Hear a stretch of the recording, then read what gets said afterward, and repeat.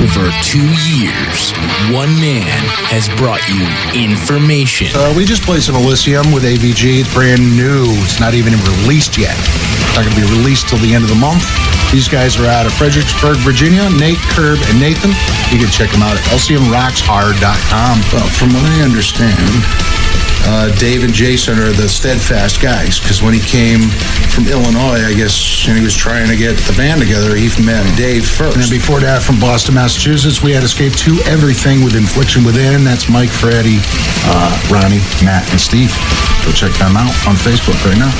Independent metal from around the world. Nation Zero with Malice. Those guys are out of Boston. We did Shred of Salvation, 3508. It's, of course, a female-fronted metal band out of Providence, Rhode Island. These guys are out of hometown right here, Waterbury. We played some Motorfinger. Those guys are out of also Norway, man. And pure insanity. This is insanity. The Nation of Decimation. The Nation is listening. So, yeah, thanks for listening for the past couple of years, people. And, we're going to keep going as long as OFNR is here and you guys want to keep hearing this show, you know?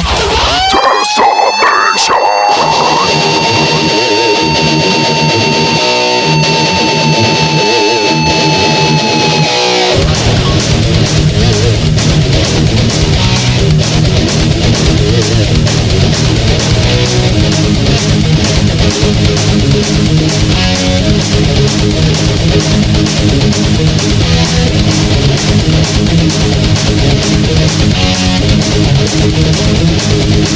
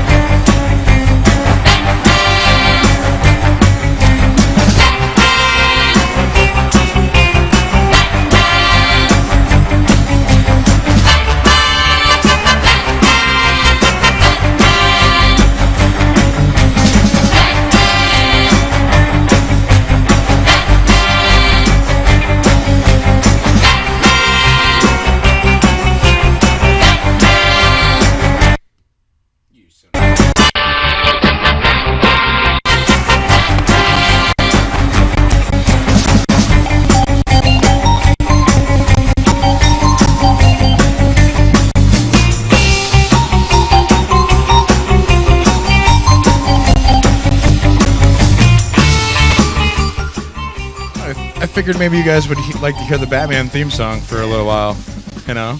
Instead of just us coming right in, you know, like usual. I figured, you know, what the hell, let you listen to that for a little while. You'd be like, man, I miss Adam West. Yeah, it was good to rock out a little bit with that, You know, I mean, just a little banging bit. my head over here, you know? That and my computer was just being a fucking retard, and it wouldn't let me push the button. So now it's all set. Everything should be good again. Welcome to the nation of Decimation, people. Greetings and salutations, motherfuckers. I, of course, am the Bagman, and My name is Knob. yeah. And ready for 3 hours of brutality metal. Brutal, bitches. yeah, it is April the 22nd, 2014. 8:08 p.m. Thank you for joining us. If you are tuned in, please tell your friends. Tonight ought to be a fantabulous show, filled to the brim, chock full of kick-assery and independent metal from around the globe. Not to mention that, but we got special guests calling in a little while. We do. For the first time ever live on OFNR. It's not John Turbo, and it's not Turbo John. It's No. just Turbo. That's right. Okay. That's right. We're going to talk to Turbo from Bullspike Radio, co-owner of Rock Against Dystrophy.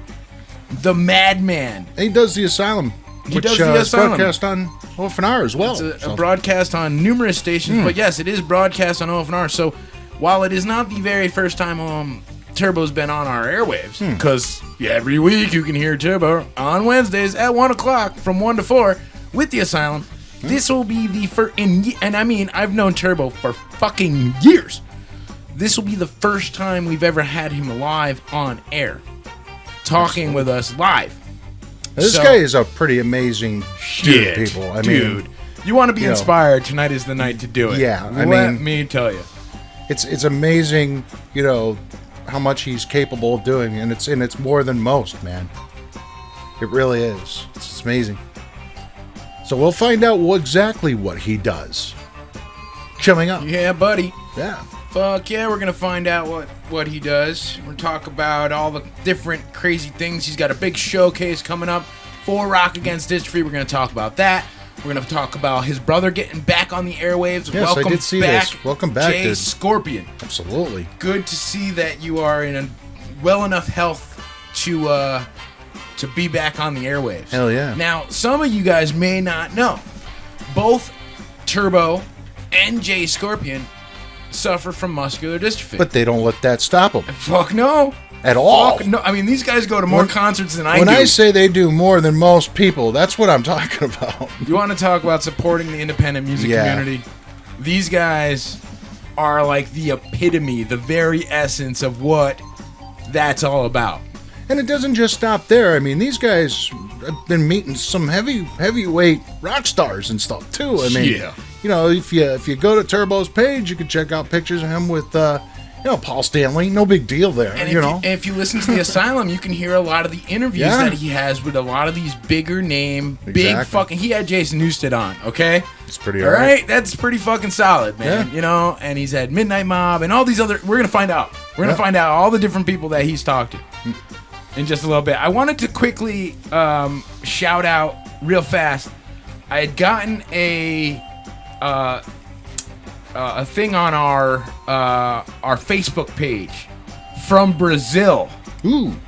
And it was a really nice fucking review. Like, you know, these guys are the epitome of. I gotta find it now. Fuck. The epitome of what? Finish your sentence, sir. They basically was saying that, you know, we are awesome, and he was very thankful for finding a place like us who supports the scene. And I thought it was really fucking outstanding that Hell yeah. here we are, you know, in America, and we've got a Brazilian listener who is thanking us for doing what we do. And it's just, dude, I cannot possibly thank people like that enough for what they do and for letting us know. And it's just fucking cool, man. It really goes to show that when we say that we're broadcasting globally here at OFNR, we're not kidding, because, you know, we're reaching to people out there. Not only playing the music, but, you know, people are noticing that we're doing this, and then that's fucking awesome. That's why we do this. Not for the pats on the back or anything, but, you know, just who knows? Maybe people down in Brazil are hearing some of what we're doing and some of the bands we got. And we're playing bands from Brazil on here, too. So, and the Faroe Islands and Russia and Germany and, Netherlands. We're all over the damn place. Yeah, man. Thank you for listening, everybody. No matter where you are, support your local scene. Hells yeah, man. So I wanted to thank y'all. Yeah. I can't seem to pull it up right this second. It was like right there, man. I don't know what the hell happened to it. Now, I wanted to ask you, Knob, did you read this article from the Alternative Control Job for Death Metal Day? This was pretty cool, man. What are your thoughts? Do you want my honest opinion? Yeah. You want my really for real honest opinion? I felt it was, while funny, I felt it was making fun of a very serious situation. That is true. And some of the stuff that he says actually sounded like a really good idea until I realized how satirical it was. All right. I'm not uptight about it. I don't give a fuck. No. I really don't give a fuck. Yeah, it's some interesting points, though. At this point in the game, you're going to make your own decision about the Webster and about going to Hartford and about where you park your fucking vehicle. Yeah. You're going to make that decision. We did everything that we could do.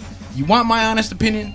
I thought it was a shitty article. I thought it was fucking shitty. And the reason I thought it was shitty is because it really makes light of a serious matter that we felt was very serious, and it kind of pokes fun at the whole fucking thing like it's not a big deal. And it is. It is a fucking big deal. Yeah. Bands lost fucking tons of shit down there. There's still And it is what it is. litigation's going on with some of that, too. I get it.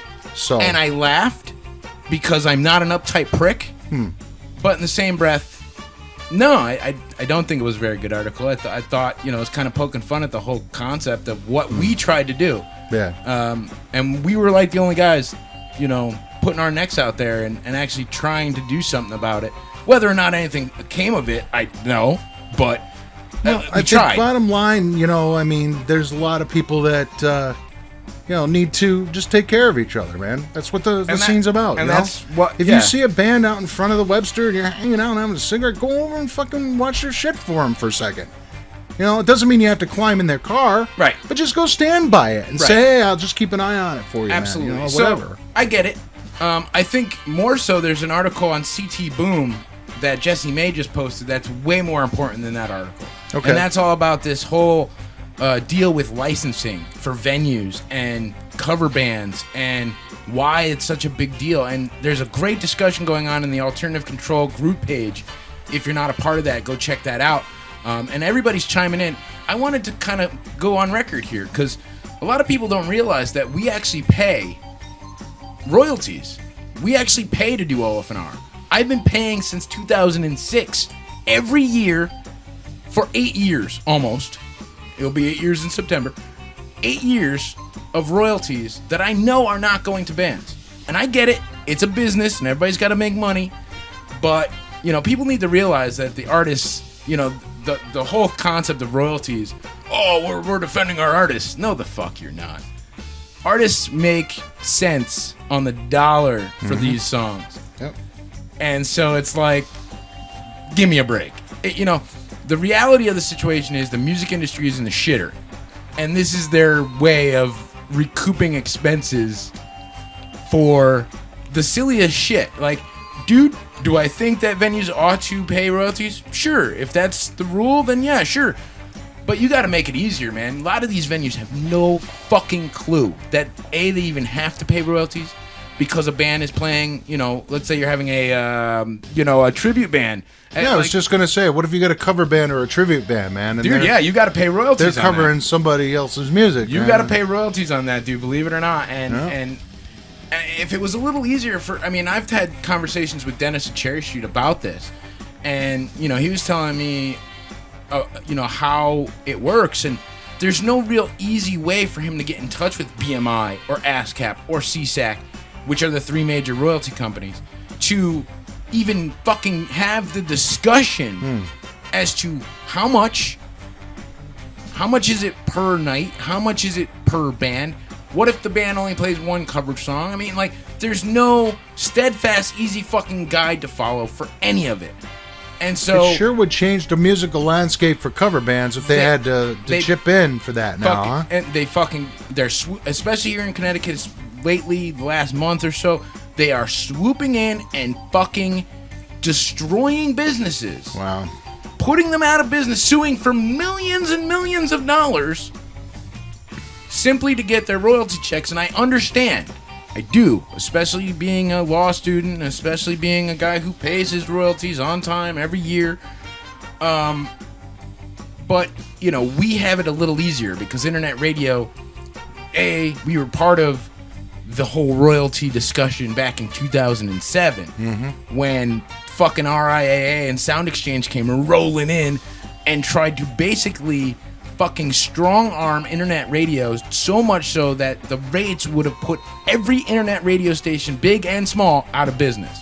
So we, along with every other internet radio station, stood up to them and said, no, we'll pay royalties. We have no issue with that. And there was some news coverage on what you were doing too, right? Oh, yeah. We'll pay our royalties, but it's got to be fair. And then it came to find out that FM radio don't pay no royalties. Did you guys know this? I know this. Satellite does now.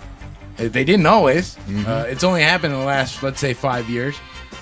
Maybe less. Probably a lot less. But FM radio stations don't pay royalties. I just want to put that out there. To my knowledge. Maybe that's changed. I don't think so.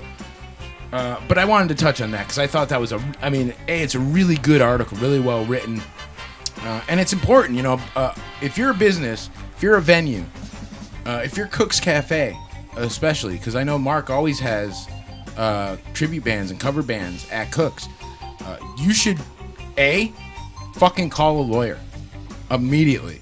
Like, seeing as they are so fucking adamant about taking out businesses for this. How are they doing this, man? What are they just like they're standing suing. in front of a dartboard and just throw a dart at, and then whatever it hits, the closest bar gets fucked with? You know, if somebody reports it or rats it out, or if they hear about it, or, you know, I mean, basically at this point they are being exceptionally diligent to get those pennies, man, because they need those pennies. They need those pennies because the music industry is in the shitter, man. Nobody's buying fucking albums anymore. No, they're downloading everything. Everything's downloadable. Everything is internet based, and that's a whole nother conversation for another time. Yeah. But I thought that was, and there's a whole discussion going on, and I put my 2 cents in about it, and Eric Ioka from Audio Vaults put his cents in about it, and of course, you know, Jesse May. It's something that, as a venue owner, you should definitely look into, find out more about. If you need some assistance on who to maybe talk to, hit me up, because I do have some connections to and some knowledge of and that and stuff. Definitely some knowledge of that stuff. I have to actually send a playlist to our licensing company every fucking month, what we played for the month, so that those 0.08 cents per song, or whatever it is, and I'm serious, it's really Imagine like, trying to cash that check. you know. And but here's like 0.8 cents. I had posted this a few weeks back, and I can't find it now, but I forget who it was. It was some big artist. A major artist was being spun on, let's say, Spotify. I don't know if it was Spotify. Maybe it was Pandora. And it was spun like a fucking 4 billion times or so. She got like a $100 check or some ridiculous amount. $100 more than she had it's before. Like, are you kidding me? Really? But that's the truth, and that's what's really happening. And imagine now, you know, that $100 wasn't what was paid. That was what was paid to her. Right. Her record label got a piece. Her publisher got a piece. She got that 0.8% at that, or 0.8 cents at the end of it. Well, she got 8% of 0.08 cents. There you go. Do you know what I'm saying? Or maybe if she was really good, and I forget again, I don't have it in front of me. Maybe she got 25% of the 0.08 cents, which I what is that? 0.02 cents or something like that. And I know that there's something going on with Spotify that they're not paying their bands and stuff either, and there was some talk about that a little while back everywhere on the net. So yeah. It ain't like it used to be, man. You know, you don't go out on the road like Motley Crue, get a big check, and just blow it all on blow, man. You got to actually pay back the record companies and everything else. Everybody's doing distribution deals now instead of, you know, actually taking the band completely on. Or things are changing, man. So I just kind of wanted to touch on that right quick. Yeah. Turbo actually just hit me up on my Facebook and asks, "What about if you hire a DJ in between sets?" Nice. Hey, Gen City was doing Now, that. who pays the royalties? What if I'm already paying my royalties? Like when we broadcast live, and if I had decided to play music, I'm already paying my royalties. So technically, I'm good. I'm covered. Didn't Gen City do that at one of the Open shows? Yeah, but do they? Who pays the royalties? Who's responsible for the royalty? I would think. How about even wedding DJs and all this other stuff too, man? Yes, sir. Absolutely, they need to pay royalties. Absolutely. I did that for like a week with person who will remain nameless. And yeah, absolutely, that was a discussion that had to be had. Like, you realize you have to pay royalties anytime, because if you are putting out it's a public performance. Yeah, if you are putting out a public performance of someone else's shit, you got to pay them. Fucking right. Yeah. So these are all things that like people need to know about, and it's not common knowledge, but it's starting to be. And maybe it was the only way BMI, who seems to be the biggest implicator right now of royalties in Connecticut, at least. Maybe it's the only way BMI can get people on notice. Yeah, it's possible, and so they do their one big huge case, $1.9 million. It's a little excessive. Yeah. If you're gonna take out a fucking company, man, really. But these are the same. You got to remember, these are the same motherfuckers. RIAA are the same motherfuckers who were going after grandmas for their fucking grandkids downloading illegal music back in the day, not very long ago. That was a story last happening. week of that lady that had to pay 2,000 something for fucking Neil Diamond's song, dude. Right. And so these are, we're not going to harp on this and talk about this ad nauseum, but I wanted to bring it up. Yeah. Because it is a really good conversation. Some of you are sitting at the computer right now. You could look, while you're listening, look up this stuff if you want to know more about it. Check out the Alternative Control group page. There's an amazing discussion full of musicians and artists and, bloggers and, promoters and all this shit that, are discussing this. It's a great conversation. Some other quick things. It is Earth Day. Did you know this? It is. Happy fucking Earth Day. You didn't look all that thrilled when you wanted to throw the bacon out there before. So. Hey, I love me some bacon. Bacon's good. Bacon, if ever you don't like a holiday, bacon. They should have a holiday just for bacon, I would think. I get it. I get Earth Day. I understand. But why should we have one day to tell everybody, we should protect the Earth, let's plant some trees? We have raped this fucking planet. Pretty much. Where I was born in North Dakota, that's right, North Dakota, they are currently fracking the fucking land in North Dakota. In North Dakota, in certain parts of North Dakota, you can light the water on fire. Nice. The drinking water. Awesome. The fucking potable water that you would drink, you can light it on fucking fire. Make some interesting shots. Because they're fucking fracking the land. And this is not just happening there, it's happening in a lot of different places. So there's been talk of it happening here in a few places. For all the tree hugging fucking let's save the planet bullshit, which I get, you still have these mega fucking huge corporations fracking the land, or you have BP dropping fucking oil every goddamn where, not just in the Gulf of Mexico. They just recently did it in like Mississippi or Texas or some other southern state that they just fucking dumped a whole shit ton of oil in. And so what are we going to do about that? Did you know that BP is allowed to go back into the Gulf of Mexico now? They fucking dump billions of fucking gallons of oil into the fucking ocean because of their negligence. Like, it was proven. Like, it was just totally proven. Like, what the fuck, man? This song really wants to play. I'm not done fucking talking, goddammit. Yo, shut up. It said no. I know.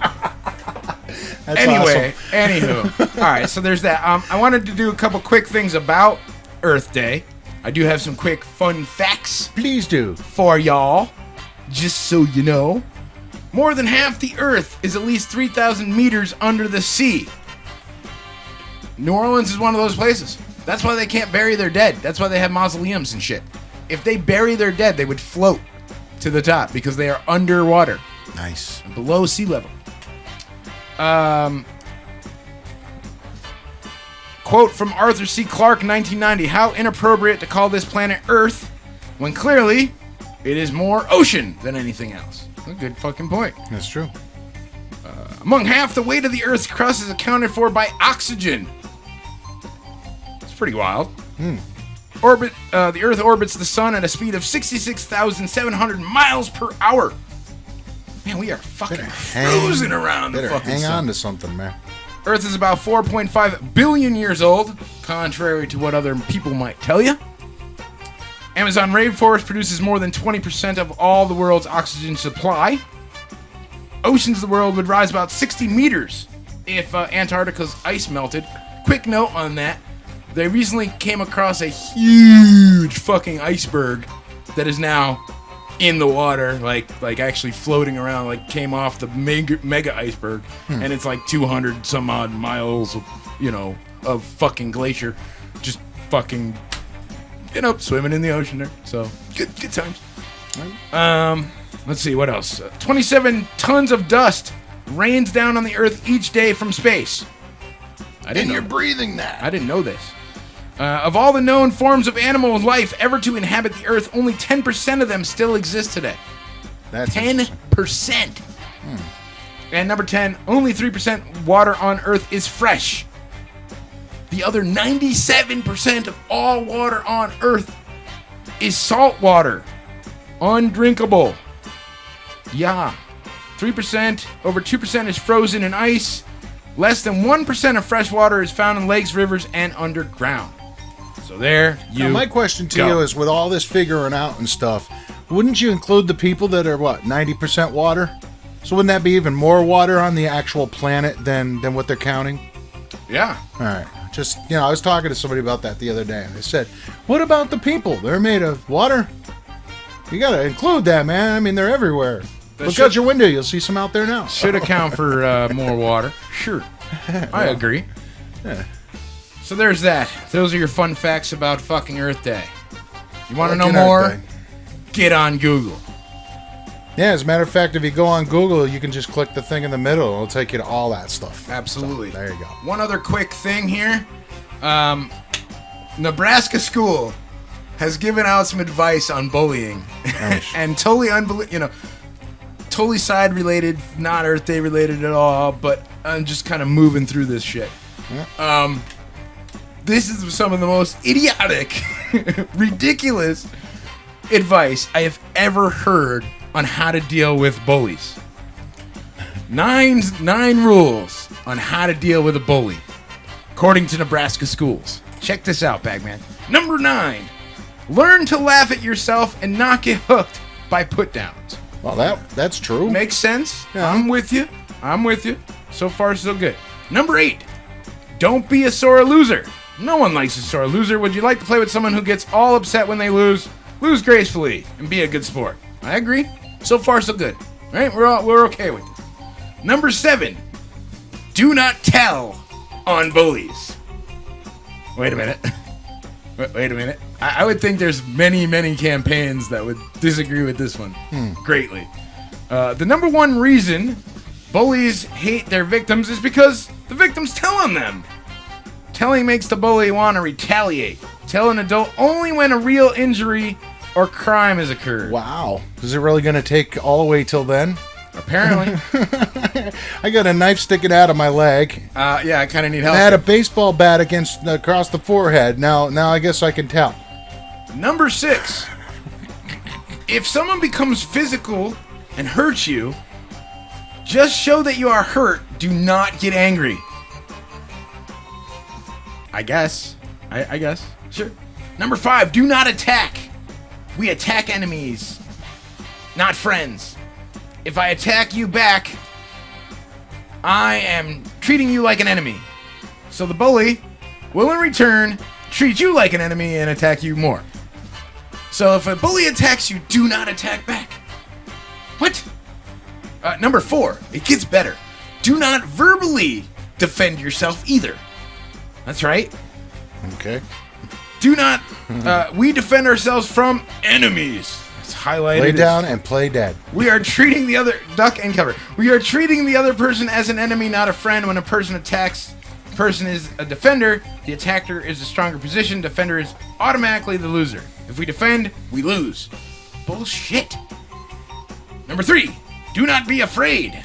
Fear is something we feel towards enemies, not buddies. I got news for you. If there's a bully, they're not your buddy. Buddy, they're not your friend, pal. They're not your pal, buddy. Number 2, treat the person who is being mean as if they are trying to help you. Thank you for being mean to me. Thank you for bullying me. Thank you so much for helping me. Thank you. Thank you very much. And the number 1 rule, according to Nebraska schools, refuse to get mad. I'm not gonna get mad about this. Anger is a feeling we have towards our enemies, not our buddies. When you get angry, you are treating them like they are your enemy. Besides, if a bully finds out he can get you angry, they become your puppet. Or you become their puppet, and the bully controls you. These are the top 9 rules, according to Nebraska School in Lincoln, Nebraska. Dude, some of that stuff makes some sense, okay? But don't tell on them. Don't defend yourself. Man, there's a lot of defense schools. Mr. Rob's going to be totally pissed about this because, defend yourself for fuck's sake. Don't, goddamn it. Just lay on the ground and cover your head up. Man. All right, I got one quick thing, and then we'll get to the music. All right, and then in just about half an hour, we got Turbo going in, so don't go anywhere. This goes in the Stagger files. I got a few Stagger files for you this evening. I do too. This is a little for later. Stagger. If Stagger's not doing anything on June 28th, they might want to go up to the Sunny Rest Beer Festival and Bear Beach Beer Bash. Unlimited beer sampling, music by Hunter Moreau. Too bad it's not Stagger playing. Some of the finest local imported breweries. Nudity required at the Beer Fest area and in the pools and hot tubs. Okay, it's $16, and this is in the Poconos Sunny Rest Resort in Palmer, Pennsylvania. Imagine a Stagger, kind of invaded that festival, man. Of course, they'd have to not wear clothes. I wouldn't want to be there for that. You're thinking about Stagger without clothes on. I'm not thinking about Stagger. There's these really hot chicks right here, actually, that I'm looking at. Yeah. But, this is June 28th. 1 p.m. to 5 p.m., so it's only a few hours. Nudity and beer. Flashers Nightclub. Go check it out, people. You're going to be out in Pennsylvania to a nudist beer bash. Yeah. Right. Other quick things. I do got brand new music I want to share with you guys tonight. From Ashes to New sent us over some brand new tunes. We're going to get to that a little bit later, but we are going to play it. Of course, we're not just going to give it to you right away, because then you'll just tune out, You got to pay attention. Got to pay attention. There's a lot of really cool stuff coming up tonight. People have a good time. A lot of great shit. We're getting some requests. We will get to those requests this evening. Nice. Got some Sacred Reich on request. I swear Sacred to God. Reich? Sacred Reich for request? I swear to God. Sepultura in there with Territory. Whether or not we'll get to them tonight, I don't know. But they're in there. So if they get played, not my fault. All right. People can request anything on OFNR. Go to OFNRforever.com, officialfnradio.com, and all the other fun places you can find us. There's some good choices, though. I can't Pretty argue cool, with man. I can't argue with them. They're just not local. Go through go through our entire library at any time and request music at any time. Hell yeah. It usually will get played within about an hour, and that is because of the DCMA, a whole nother regulation that we can talk about another time. Some other quick news and updates. Fear the Masses next week. Yes, that's awesome. Mr. Joshua Moore and I put that together today. He was like, we really need to do that. I was like, well, when are you free? And he's like, next week. I said, they made a comment about one of the misspelled posters. I see. And I said, well, contact Knob and set up something. So they did. And that's a beautiful thing because we've been meaning to talk to those guys for a little while now. Absolutely. So. And if you're in a band, you want to get on board, you want to call in, you want to talk with us, we are. No matter where you are. No matter where you are. Sets it up. We'll work it out. Yep. I mean, we talked to Discipline X from Finland, but a couple months ago. Yep. We had to actually do that on a Saturday, so the time differences would make sense more. Well, we can make it work. Good. We can totally make it work. All right, We got some new tunes, though. let's to play start some off music. the evening. Let's do This that. is a band that has got a show coming up really, really soon. So we'll be talking about that more when the show dates come up. This is called Drive. A band from Rocky Hill. Stick around, People Nation Decimation on official fucking new radio. And if you're interested in this tune, you can get it for free. You can. Where? You're going to have to keep it locked till we come back You are. to find out what it even is. Or you can, go on OFNRforever.com, officialfnradio.com, Bastard. it'll actually tell you. And you can actually get more information. You can, Makes it really hard to keep it all a secret. buy some of that stuff. So go check it out. We will be back in just a little bit. Do not go anywhere. Half hour or so till John Turbo. Yes, Nation bitches.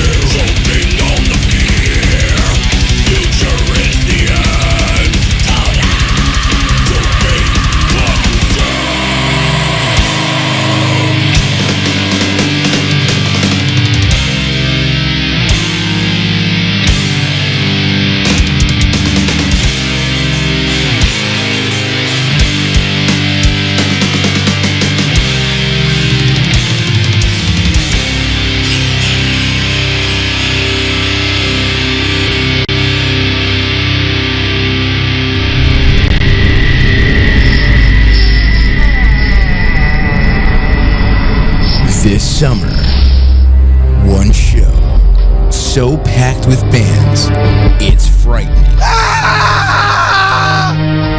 June 7th at Cherry Street Station in Wallingford. A massive, indoor, outdoor, all-day metal festival to celebrate the 10-year anniversary of Eyes of the Dead.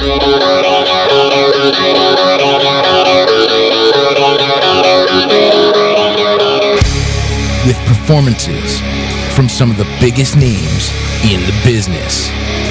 Lightsbane, Cyperna, Continuum, Thanatonic Desire, Apostasy, End Time Illusion, The Maddening Process, Dream of Scipio, Reaper, Nasty Disaster, Javier and the Los Dish Dogs, Under a Serpent Sun, and of course, Eyes of the Dead. Plus, acoustic performances from Victor Rowland, The Doi Project, and Opus. Special MC throughout the evening, Orc Adams of Orcumentary. Thank you. This next song goes out to the only true God. This song goes out to Gornacular, the Orc God of Battle. This is the view from his lofty seat. Come early for the metal market. Starting at noon, different vendors selling various memorabilia. You're not going to want to miss out because you'll never know what you might find. Food will be served throughout the day. Raffles will be drawn for some great prizes. It starts at noon and it's free before 5 p.m. Holy fucking shit! 16 bands, free before 5 p.m. No, that sounds pretty sweet to me. Can't make it until after 5? It's only $5 to get in. You know, Lloyd, just when I think you couldn't possibly be any dumber, you go and do something like this and totally redeem yourself. 21 and over, and it starts at high noon. Saturday, June 7th, 12 p.m. at Cherry Street Station in Wallingford. The Festival of the Dead.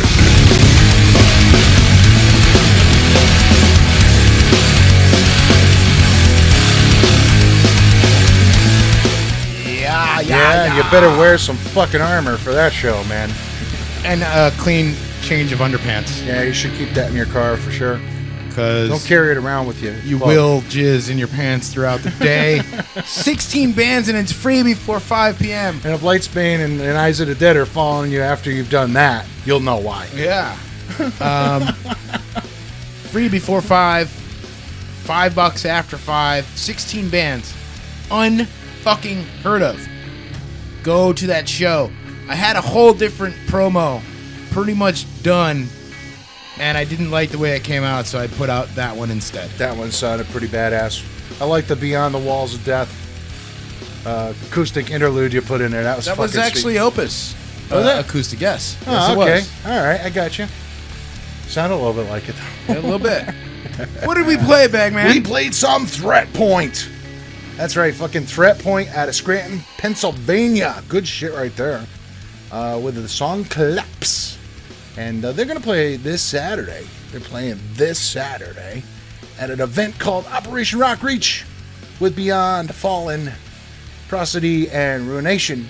This is at the New Penny, 1827 North Main Avenue in Scranton, PA. To help the homeless and stuff like that. So if you're going to be out in Pennsylvania, go check out that show. Starts at, 8 o'clock? Doesn't say how much it is or anything. I guess you got to look into that a little bit more. But, yeah, Threat Point. Good shit right there. Fuck yeah. We also played some Replacer. The Human Burden. Those guys are out of Boston. They play Cherry Street a bunch of times. Maybe you might have seen them. If not, hopefully they'll be coming back down here. But right now, they're actually recording a new record. They've got 9 possible tracks for that new album. So you can just stick around and see what Replacer has got coming up and stuff for that. You can also download The Human Burden, the whole CD, at their Bandcamp page under Replacer. So go do that. You get a free CD. Check them out in your car and stuff. Fuck yeah. And we start everything out with Simple Machinery with Drive. They're out of Rocky Hill. You can download their EP, Passengers, at their band camp. And Saturday the 26th, they're going to be at the Room for the Rumble at the Room 4 Wildcard Show. And then they're going to be at Cherry Street on May 3rd. So if you want to check out some Simple Machinery, you can do that. So real quick, I had alluded earlier, we had a fan from, I thought it was Brazil. It's actually from Puerto Rico, Colombia. Well, that's pretty all right. His name is Philip Tilton, and he says, first of all, he gives us 5-star rating. Thank you very fucking much. Top-notch service to the independent music industry, serving fans from all genres. Well, I mean, that's technically not true. We are a metal and rock station. Yeah. But we do like to help other artists, man. I love to support all sorts of different bands. Well, there And are you should times too. when there are bands that are not so brutalizingly metal that might be just short of rock, but are still just as heavy. Yeah, man. Depending on when you're listening throughout the 24-hour periods of every day that you might be listening to OFNR. Absolutely, especially on like an all-independent weekend. You might catch something that's a little lighter than the normal metal. But it mixes in with everything else, so it's a good thing. And you should check out all these bands, man. There's so many outstanding bands. So I really just wanted to thanks to our new friends, all of our new fans that have been hitting us up on Official FN Radio's Facebook page. We're currently up to 1,860 likes. I'm speechless, honestly. I possibly cannot thank all 1,860 of you enough. And that does not even include the other 1,140 something people on Twitter and the 49,000 plus views on fucking YouTube, bro. The Suffocation video alone has over 1,300. And people are loving it. They're like, man, this sounds so great. It looks so awesome. There's tons of videos like that on our page. I am backlogged with videos. I gotta get them up. I'm trying my goddamnedest, but I'm only one man. This is true. We're just minutes away, minutes shy of our phone call with Mr. Turbo. If you haven't joined our open group page, feel free to do that. Come in here and hang out and see what's posted and promoted in here. Yeah, and we like to give you some stories that we may or may not talk about, Sometimes if we are talking about something that's that good, we put it up there right away so you can go check it out yourself. Yeah, man. And then, of course, we got the program that's on the webpage, and the YouTube video every week. So if you've missed any of our past stuff, you can go to the webpage and enjoy that. Picking up the phone, and I know who's on the other line. Just give me a second here while it's answering. Yeah. It's thinking about it. It's the only problem with Google Voice is it takes like a minute or two before it connects. Answering. Do. Connected! Greetings and salutations, Mr. Turbo! What's happening, guys? What's going on, brother? Not much. What about you guys? What's going on? Well, we're here on the Nation of Decimation. We're going to talk to you a little bit about what you got going on, man. You are a busy motherfucker, man. Yeah. I'm telling you, sometimes I wish it was more hours in the day, and even that I don't think will help. Well, maybe cloning. Yes. Yeah, I don't know if you want more than one of me rolling around, though. I'm with you on that one, man, for sure. You don't want two Bagmans either. Nobody wants two knobs. Definitely not. Well, that's a whole different discussion, man. I've already got... You getting all freaky with the two knobs now, man? Yeah, man, no. Be a popular guy. For sure, man. But yeah, man, like I said, you guys said, what's going on? Just never a dull moment. And it's all about pacing yourself. Figuring out how to get everything else out at the right time and working everything into the right equation, so to speak. Making sure everything's properly represented. Absolutely. So, dude, your PR guy was like super forceful about getting you on our show tonight. There's like this big push right now to get you on a bunch of different things, and I kind of wanted you to explain to our listeners why the big push to try to get on that metal show, and why the desire to kind of get out there now and really make a break for it. Well, I'm just like like you guys, someone who, loves the music, loves helping get the word out about music of all kinds, whether it's the local bands from wherever in the world they may be, or even the national bands that just aren't getting the coverage that they deserve on FM or even satellite radio. And, I'm like them. The difference is, I'm not doing it because, I failed as a musician, or I failed in, I'm not a singer and I wasn't able to find a band. I'm just taking the cards I was dealt and saying, you know what, I've got a love for this music. And it's about time, to get my story out there and say, listen, the music has got me through so much in my life. It's time to kind of pay back and help get the word out even further about all the great music out there. I mean, rock and metal is taking its hits over the years, unfortunately, and, it seems to get worse and worse as the years go on, and we fight even more each year trying to fill venues disappearing on us that were known to be rock and metal venues, and it's just about me wanting to get my story out there. It's, not so much in it for the name and glory of myself. If that happens, look, I'm going to welcome it, but I'm more about making sure the good music of rock and metal keeps getting out there.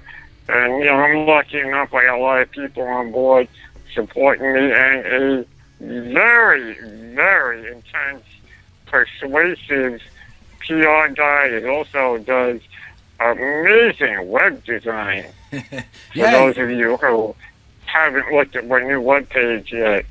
Yeah, the new webpage is pretty sharp, man. It looks pretty nice. Yeah, absolutely. For sure. Let's go back to the beginning, man. You're talking about your story. What got you started and involved in everything that you're doing now, man? Where did it start? Well, the funny thing is, I'm a child of the 80s, man, and for those of you familiar with the New York area radio stations back in the day, Z100 was not the pop station it is today.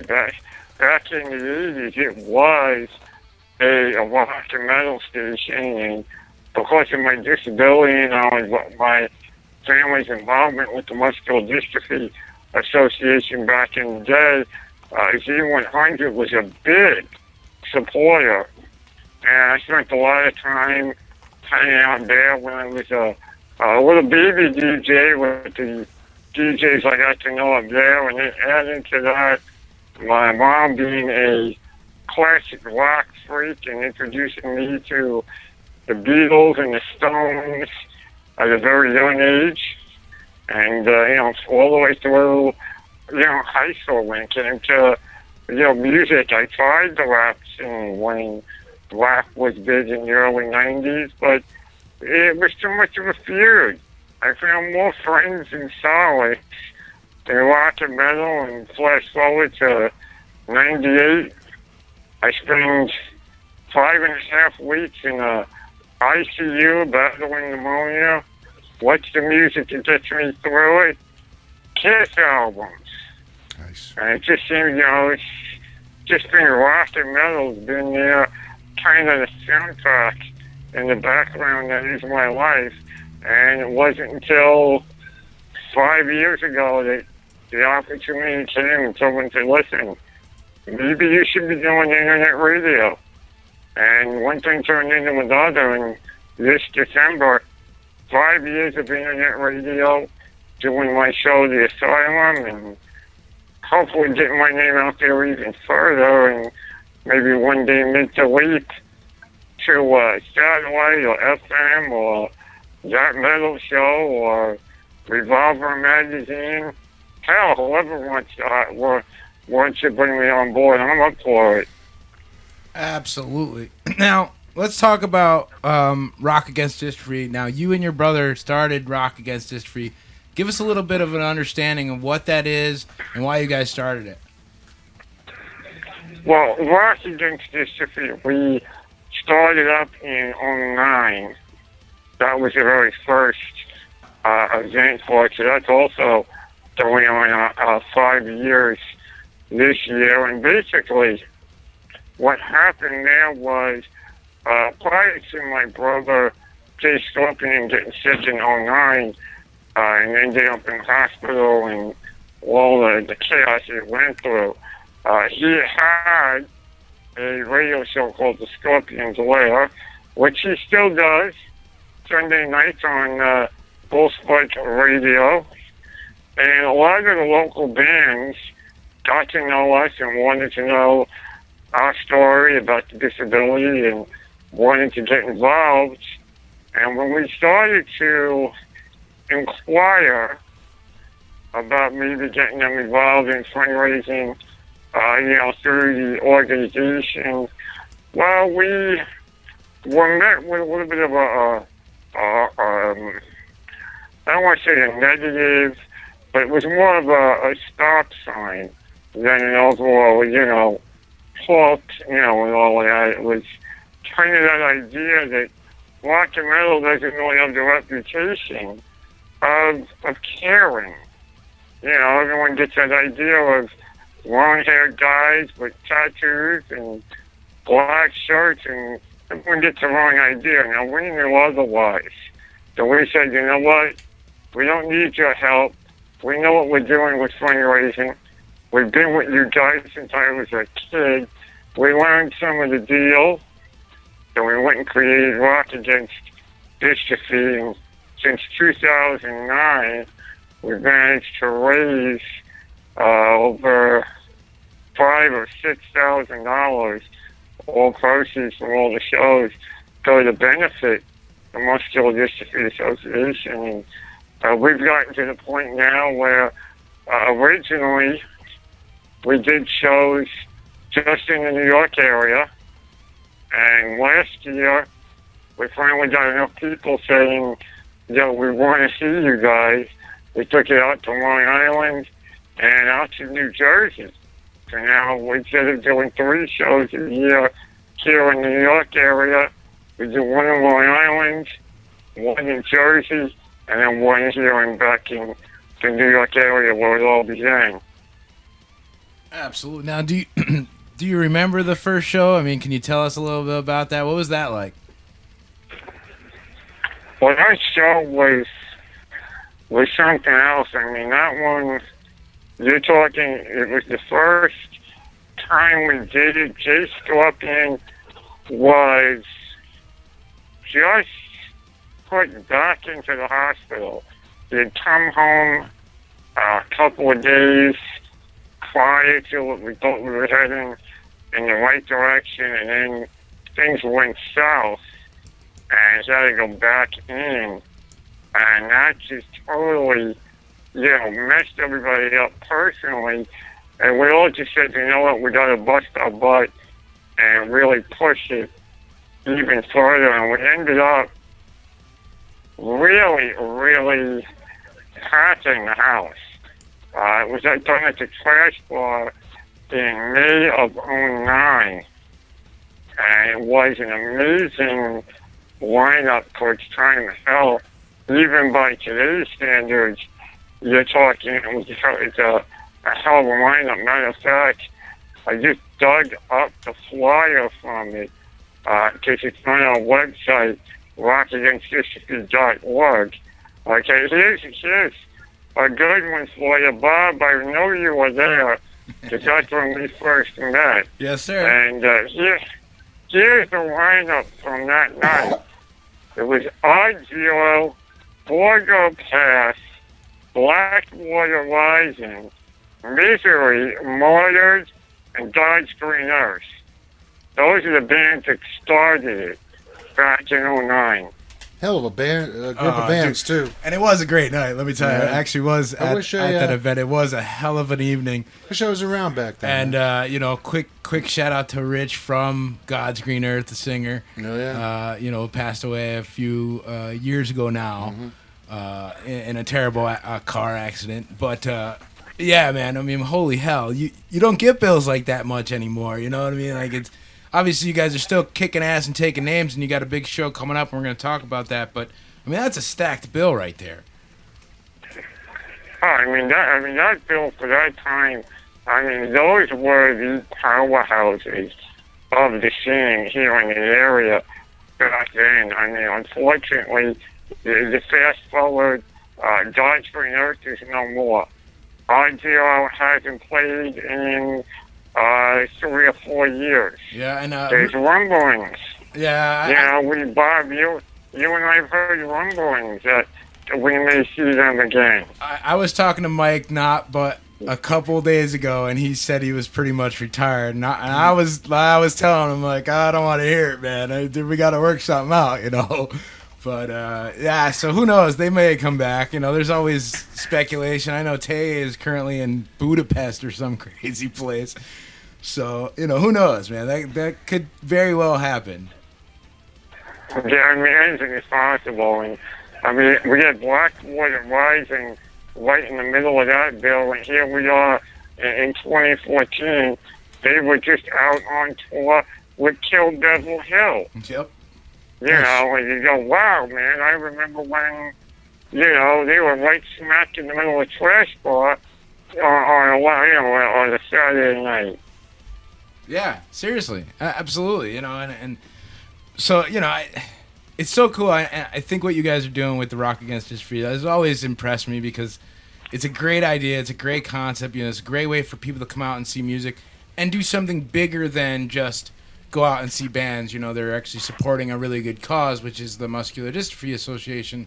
And something I say a lot on our show is there's no federal funding for muscular dystrophy. There's no governmental help or assistance. It's pretty much, you know, the MDA and you guys. Right. I mean, basically, it's whatever fundraising that they do themselves throughout the year, through whatever events do fundraising for them. You know, like what we do with Rock Against Dystrophy. That's where their money comes from. People, you know, everyone assumes it's a nationally known charity, and everyone just figures, oh, the government helps them out. Not the case. Right, absolutely. So now let's talk about the new upcoming Rock Against Dystrophy. You have one coming up here in just a couple weeks. Tell us about who's playing and where we can go and check it out. Yeah, man. Well, this one's going to happen Saturday, May 3rd. And this is our Long Island event for the year. It's going to be at Mr. Beery's, which is in Bethpage, New York, 419 Hempstead Turnpike. And we're here at Bullspike Radio are working with the Rock Shop magazine on putting this one together because they know the Long Island bands better than I do, better than Jay Scorpion and I do, because there are too many bands sometimes for us to keep track of. We don't know who's doing what, when, and where. And we got 4 amazing bands on board for this one. We got 4 that Kill, Verde, WDFA, and Plague of Humanity all on board, and they're all different sounds, all unique bands in their own, so you get a little taste of everything. We're also going to have Joey James doing some live art during the night. He'll be working on a piece publicly throughout the night. And on this show, something you don't see very often, it's a $5 door because it's Cinco de Mayo weekend. Nice. So a very rare $5 door show coming up on May 3rd, and all proceeds from the night are going to benefit the Muscular Dystrophy Association. Oh, yeah, everybody should go out to that, man, at the Beery's, right, you said? Yeah, Mr. Beery's, 4019 Hempstead Turnpike. Hells yeah. And now, if people cannot go to these events, how do they make donations to the Muscular Dystrophy Association? Well, if you can't make it to the event and you want to make a donation, there are 2 ways to do it. You can either go to the Rock Against Dystrophy website, which is rockagainstdystrophy.org.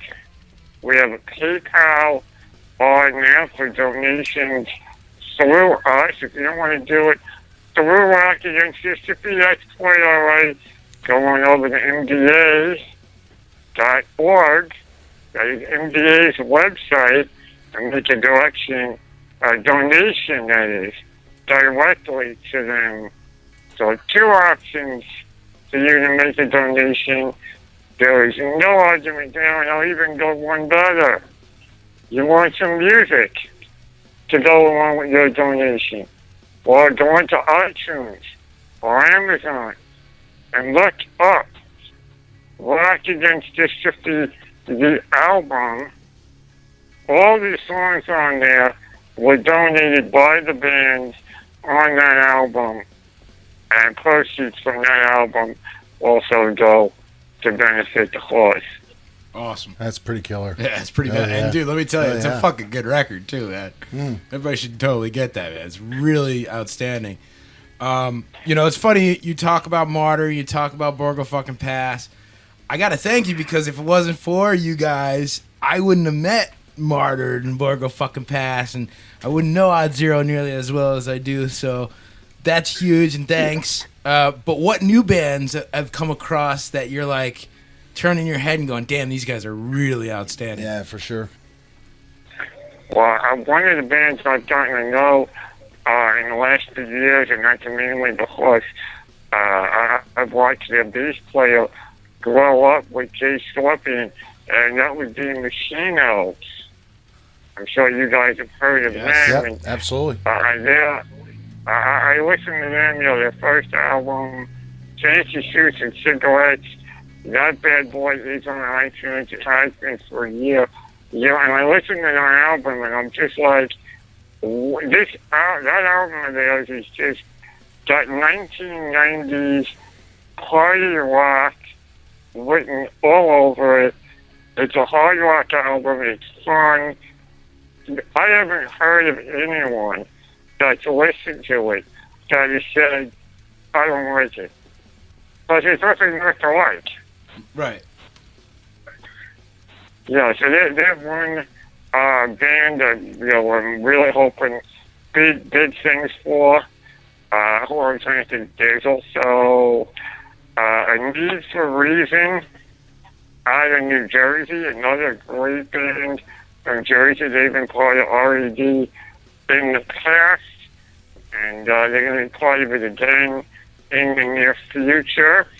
I can't give details other than to say, watch the July calendar date coming soon, and you might see their name again. They're a great band. They're kind of on the, if you want to get into categories, you're on that hardcore kind of sound along the Warped Tour style. So they're a good one to check out. If you want a good solid rock band, you've got the new album from New York's Mother. They just put out a new EP called A New Life. That one's definitely worth picking up. You guys mentioned Jen City earlier. She finally got her album out. Out for Blood, that came out. That also definitely worth adding to your lineup. And for those of you who maybe are going, well, I want something more old school, well, you gotta watch out my boys of Snoo out in California. Very old school sound. Van Halen style, a little Guns N' Roses, a little Kiss, all on them, so they're worth checking out. And that's just a few of the bands that are just itching and waiting to break through, much like Blackwater Rising has done. Right, or our friends in Ikilia who are now currently out on tour. Oh, yeah. Yeah, talk about a band that blew up. We had Jason on the Asylum a few weeks ago. We were talking about the album and about the tour, and we joked because I wish I had video because they did an RAD a few years back on a Thanksgiving Eve show, a very rare Thanksgiving show that we did, and they did, I tell you, did an acoustic set. Wow. Hell yeah. Wow, that must have been incredible because I can't even imagine. I can't even fathom. Yeah. You know, Jason and the guys doing an acoustic set. That's nuts. Yeah, that's pretty alright.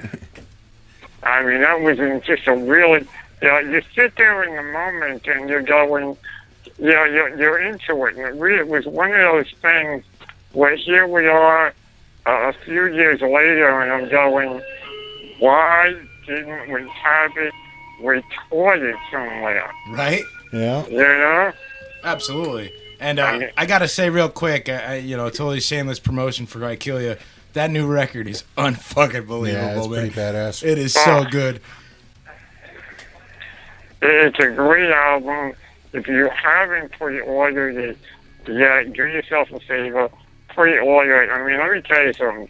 For those of you listening, okay, if you don't want to take my word for it, you don't want to take Knob's word or Bagman's word, but you watch that metal show, Don Jameson himself has suggested to people buy the I Kill Ya album by Victus. Yeah, man. So if you don't want to believe us, but you want to believe Don Jameson, that works too, because if he does it, then you know it's got to be good. Yeah, man, it's incredible. It really is. I can't stop listening to it. It's so outstanding, well produced, and just an all around just kick ass. I mean, it kicks your face, man. It just kicks your face right in. So. Yeah, beginning to end, it's just an amazing album. I mean, the title track alone, you find yourself first listen. You find yourself singing along to the chorus. Totally. On the first listen. Absolutely. Oh, absolutely. Yeah. So, all right. So, real quick, what other? I mean, like, you've been around the scene a long fucking time. What things positive have you seen in the industry, and what negative things have you kind of seen that, like, maybe that used to exist or that you'd like to see come back? I mean, give us kind of an idea of the New York scene. What was good? What is not so great? Well, when I first started into it, I remember doing my radio show every week, doing the Asylum and having to make notes on a regular basis of what shows were coming up that weekend, or in the upcoming weeks. And it was almost a show every weekend. Nobody was really stepping on each other's toes. And it just seems nowadays, I don't know if it's because, we've lost so many venues due to, high prices on rent and everything here in the city, or from lack of attendance when the economy really fell out its ass. But now you're seeing shows where, you got all the heavy hitters on one lineup, and then you've got 3 or 4 other shows trying to compete with that.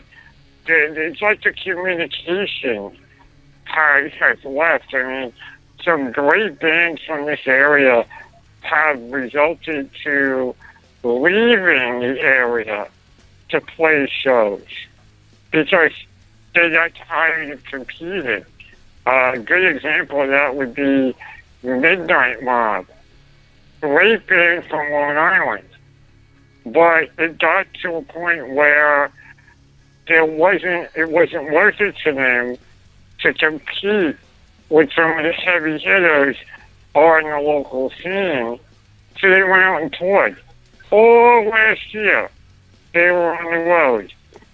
I think they're doing it again this year.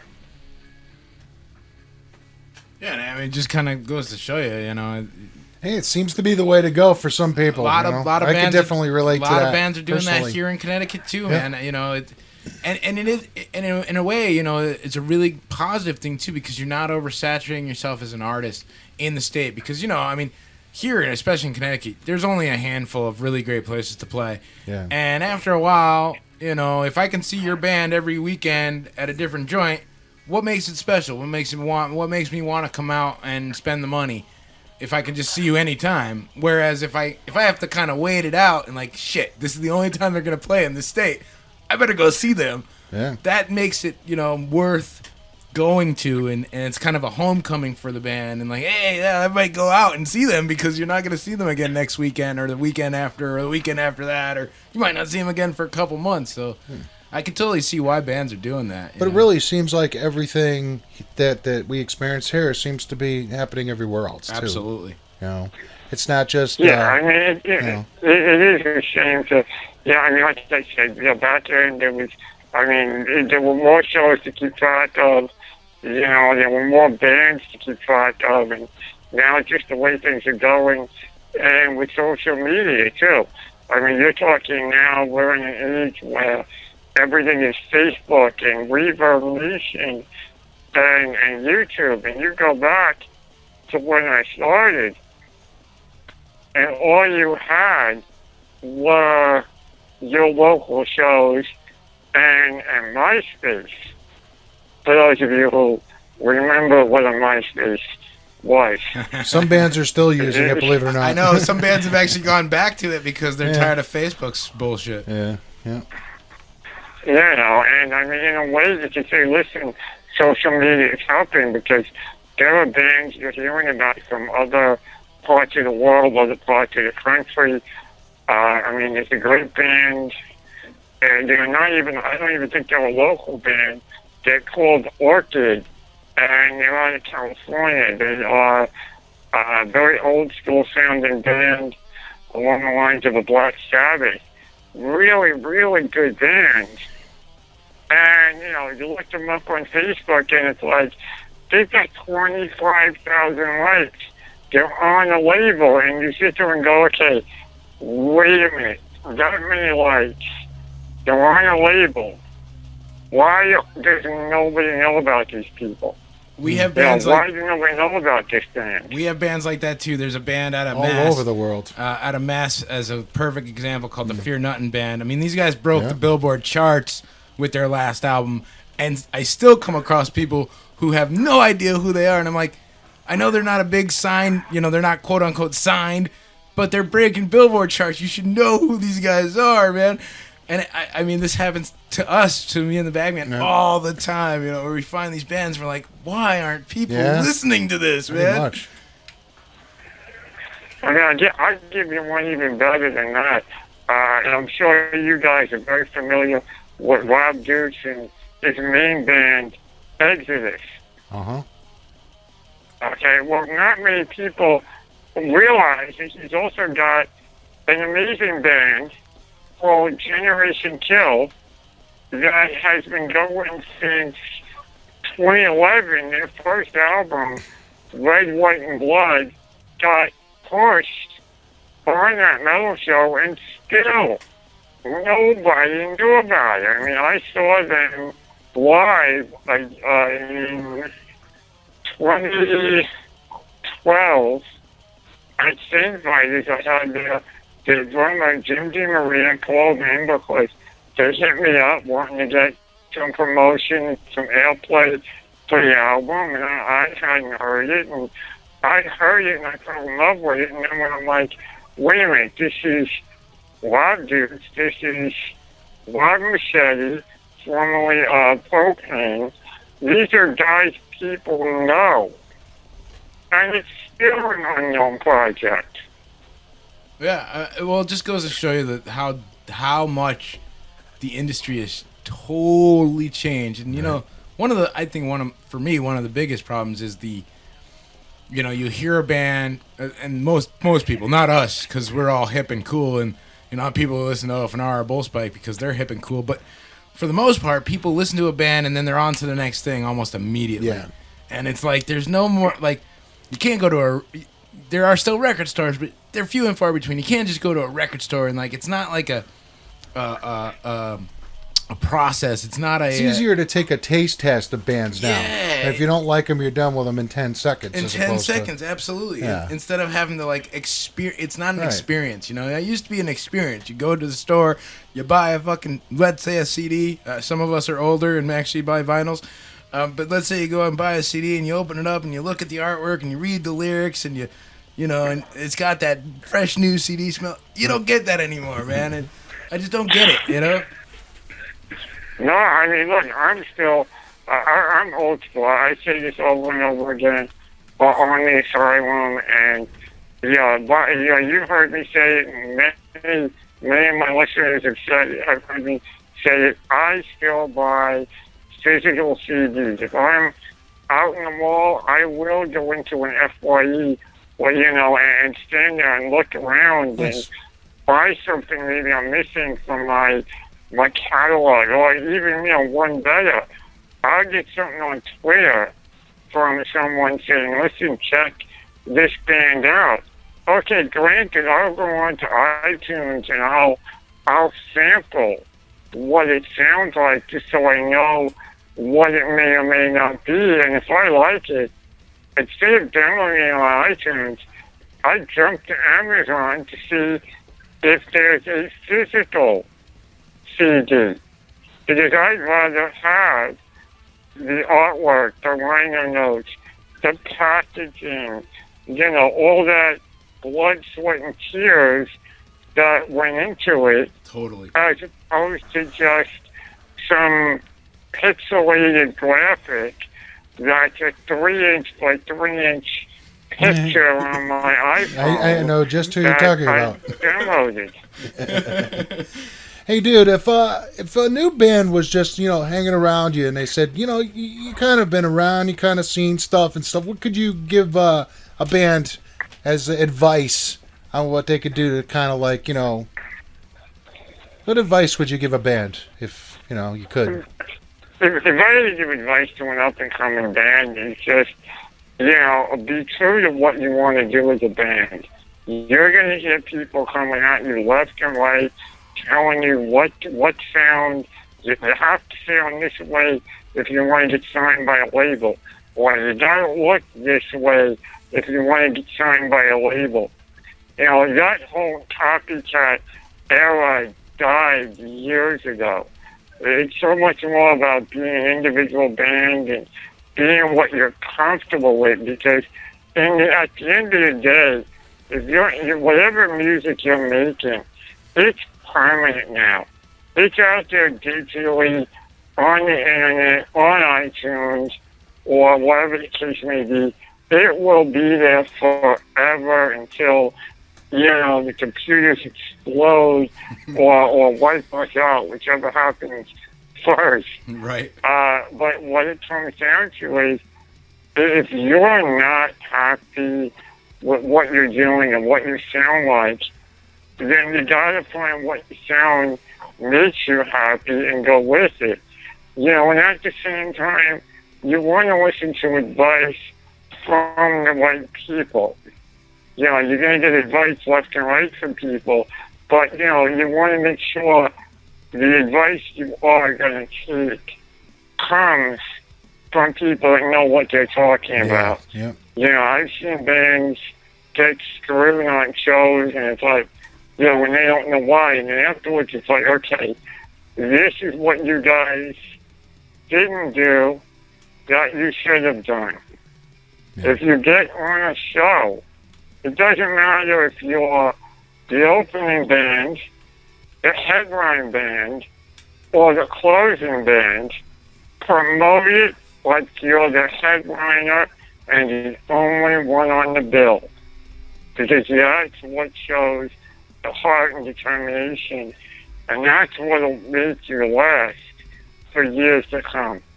And the other, to get back to the point you were making as far as, being true to yourself, the reality of the situation for a lot of these bands, especially up-and-coming bands, is that they need to realize is music industry has changed. Record labels aren't signing bands like they used to be. So at the end of the day, if you're not doing it because you love it, you gotta stop, because nobody's gonna pay you millions of dollars to make music anymore, man. It's just not that kind of commodity. It's just that simple. So I mean, no one's sitting there with a $3 million 4-album contract with royalties and bonuses added onto it, because nowadays the idea of hitting 100,000 albums, nowadays hitting 1,000 album sales has become something to brag about. I mean, if you really think about that, we're talking 10 years ago, a band would normally sell tens of hundreds of thousands of albums in their first week. Nowadays, if a band sells 6,000 copies of an album in their first week, they're breaking the Billboard Top 20. I mean, think about that.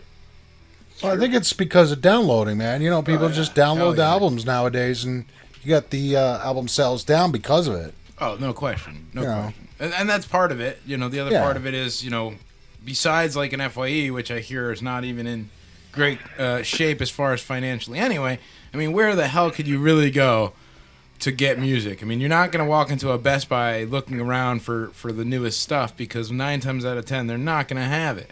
If you're looking for something really old and rare, they're certainly not going to have it. They'll have maybe the top 10 on the Billboard, but that's about it, So it's like, where the hell do you go anymore? You can't go to Tower.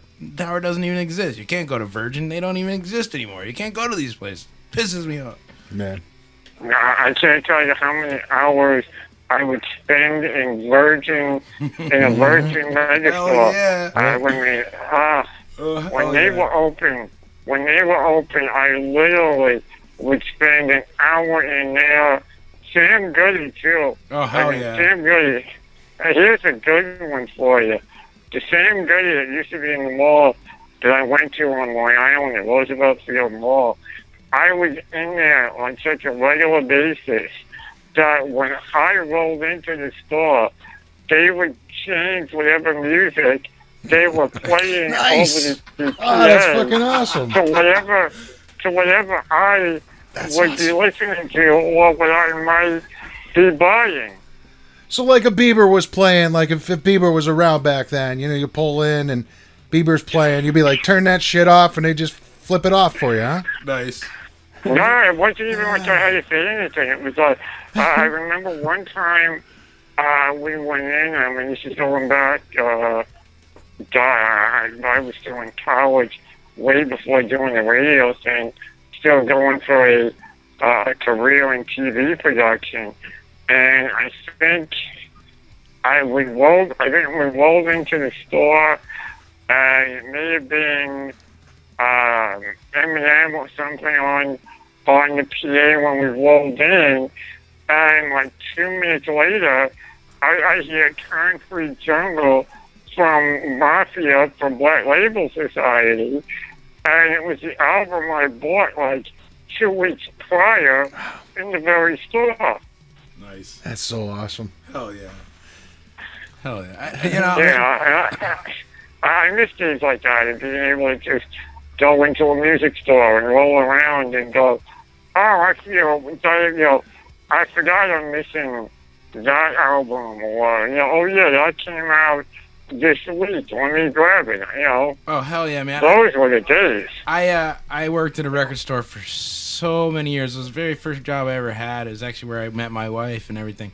And new release day was a big deal, man, back then. This is back in the 90s, Music, new release day every Tuesday was a big fucking deal. People would come out and actually, what new releases are out. Now it's not even a big deal anymore. No, people don't, it's, the experience has changed. And I'm not going to say people don't care, but the experience has changed. And then we'll just leave it at that. Yeah, even in the 90s, it was a weird experience. I remember in high school and even in college, everyone would be like, well, what are you doing? I'm like, I'm running to the mall this weekend. The album, these albums just came out, and everyone would look at me and they're like, but you can get them, they're going to be out. And then I'd sit there and go, yeah, but the first week they're out, they're cheaper. They're on sale the first week they come out.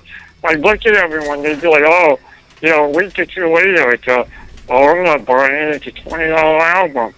I bought it when it was $10 on sale the week it came out. So who's foolish now? Right. That's what it was all about. Hell yeah. Now, dude, everybody that's ever been on your page knows that you've had the opportunity to meet some pretty badass people. Oh, God, yeah. Who would you say would be somebody you haven't met yet that you'd probably freak out a little bit if you had the chance to meet them? Boy, that I haven't. Wow. I gotta say, on my list, you know, the people on my list that I have yet to meet, that I think I'd probably really like freak out and probably not know what to say would probably be Ozzy Osbourne would be number one on that list.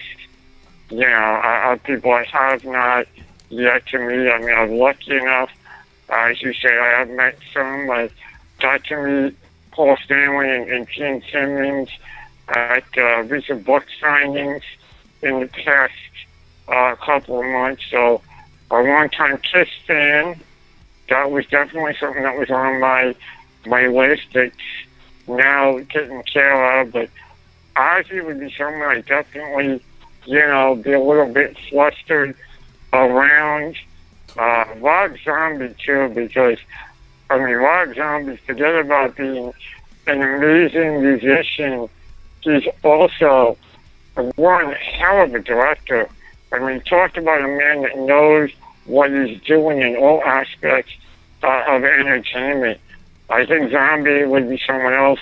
Well, I'd just be sitting there like, I don't know whether to talk to you about your movies or your music. Yeah, right? Pick something. He actually lives about 15 minutes away from here, right down the road here. Something like that. But he lives in Woodbury, Connecticut, which is like 2 towns over, something like that now, right? Yeah, something like that. Yeah. Yeah, I saw him and Marilyn Manson did a tour together in late 2012. And I saw them at the Mohegan Sun Arena, and I remember Zombie saying it was a homecoming for him. And he gave that crowd a lot of shit that night, too. Woof. Now, tell us a little bit more about meeting, Paul Stanley and Gene Simmons. Tell us a little bit about that experience. I tell you, that was something else because, it was a book signing, and you know how these book signings tend to be. It was, it was very well described on the website. They won't be posing for photos. They won't be, signing anything but the book. It'll be, go in, get your book signed, and move on. And I'm in there, and I get rushed right through. It was like VIP friggin' treatment. And it was like, okay, wait a minute. Who'd I pay off here? And they took me through, and, they were trying to, like, take the picture from behind the rope. They won't be posing for a picture. It gets to my time, and they just stand up together as if it was rehearsed. Come over, say hello, shake my hand, we take the photo, and afterwards, Gene wanted to know a little more, and he was like, thank you for coming out, and I just took the opportunity to finally say thank you to him and to Paul Stanley, because, when I was 18, I had a very, very bad battle with pneumonia, 5.5 weeks in an ICU, and it was the music of Kiss that got me away from the noise of the machines when I was in the ICU. And people say, well, Gene Simmons is you know, he's a douchebag. Let me tell you something. That man behind those sunglasses, as I was thanking him, he really took it to heart. He was definitely hiding behind those sunglasses because for the first time I've ever seen Gene speechless. And I'm the one that did it to him. Nice. That's awesome. Now, what are your thoughts about this whole thing that went down with the Rock and Roll Hall of Fame, and they were like shooting, nasties at each other, and how do you think it all worked out in the end, man? Well, it's the Hall of Fame itself is just a joke. I'm along with Eddie Trunk and so many others in that they're using the name. They're calling it Rock and Roll Hall of Fame. And they're just using the name Rock and Roll to cash in. The fact that it took for the fans to vote for Kiss to get in, and then for the Hall of Fame to say, if it's not the original members, we don't want a performance, is ridiculous. When Metallica went in, Metallica was inducted with every member of the band that was ever in the band, including Robert Trujillo, who is currently in the band, who had nothing to do with the history of the band, with making the band what they are. But when it came to Kiss, it was, it's only the original four. The other guys don't count. Well, which is it? You can't treat one band one way and another band a different way just because you don't like who they are. Kiss has taken a lot of heat over the years. The controversy, look, I get everyone's point of views on it, and as many people have said, if they would have did the induction the first year that Kiss was eligible, it would have been 1999. The original lineup was still together, so there would have been no controversy.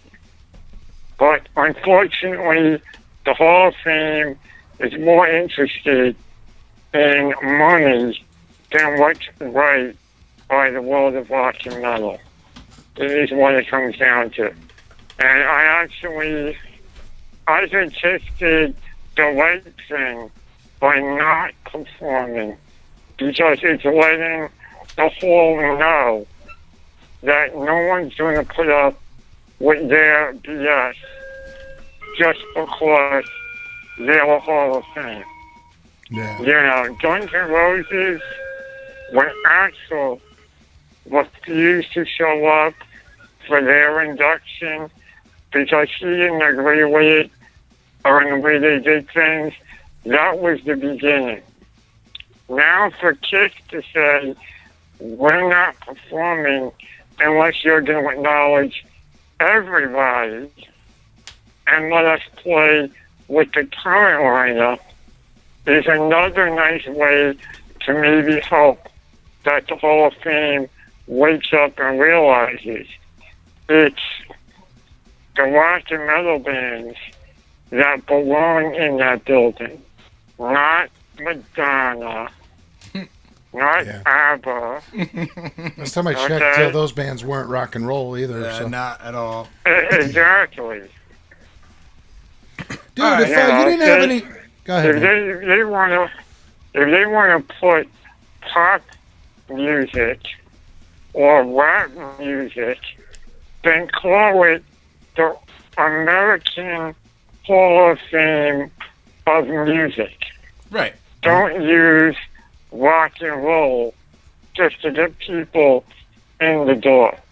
it's bullshit. Totally. What would you do if there was no music, man? What would you do with yourself, man? Well, I have no clue. I have no clue. There is not a day that goes by that I'm not listening to some kind of music at some point, and music is just still the soundtrack to so much of our lives. I mean, you open the window, you may say it's noise, but you get the right rhythm of a tree rustling, a car going by. That turns into music eventually. Absolutely. Yeah. So I don't know if we'd ever really be without it, but I know I'd go nuts if I didn't have it. And a crazy man in a wheelchair is not a good thing. Now Not at all. you got a I'm show. crazy enough as it is. That's right. You got a show called The Asylum, of course. Yes. Why don't you let everybody who has not maybe heard of The Asylum tell them a little bit about what you're doing on there, man. Yes. Well, it's called The Asylum mainly because I am one of the few, if not only, DJs out there that has in the past and will continue to do so in the future, put music from the Beatles all the way up to Slayer and Demo Borgir and some of the indie bands together in the same 3 hours.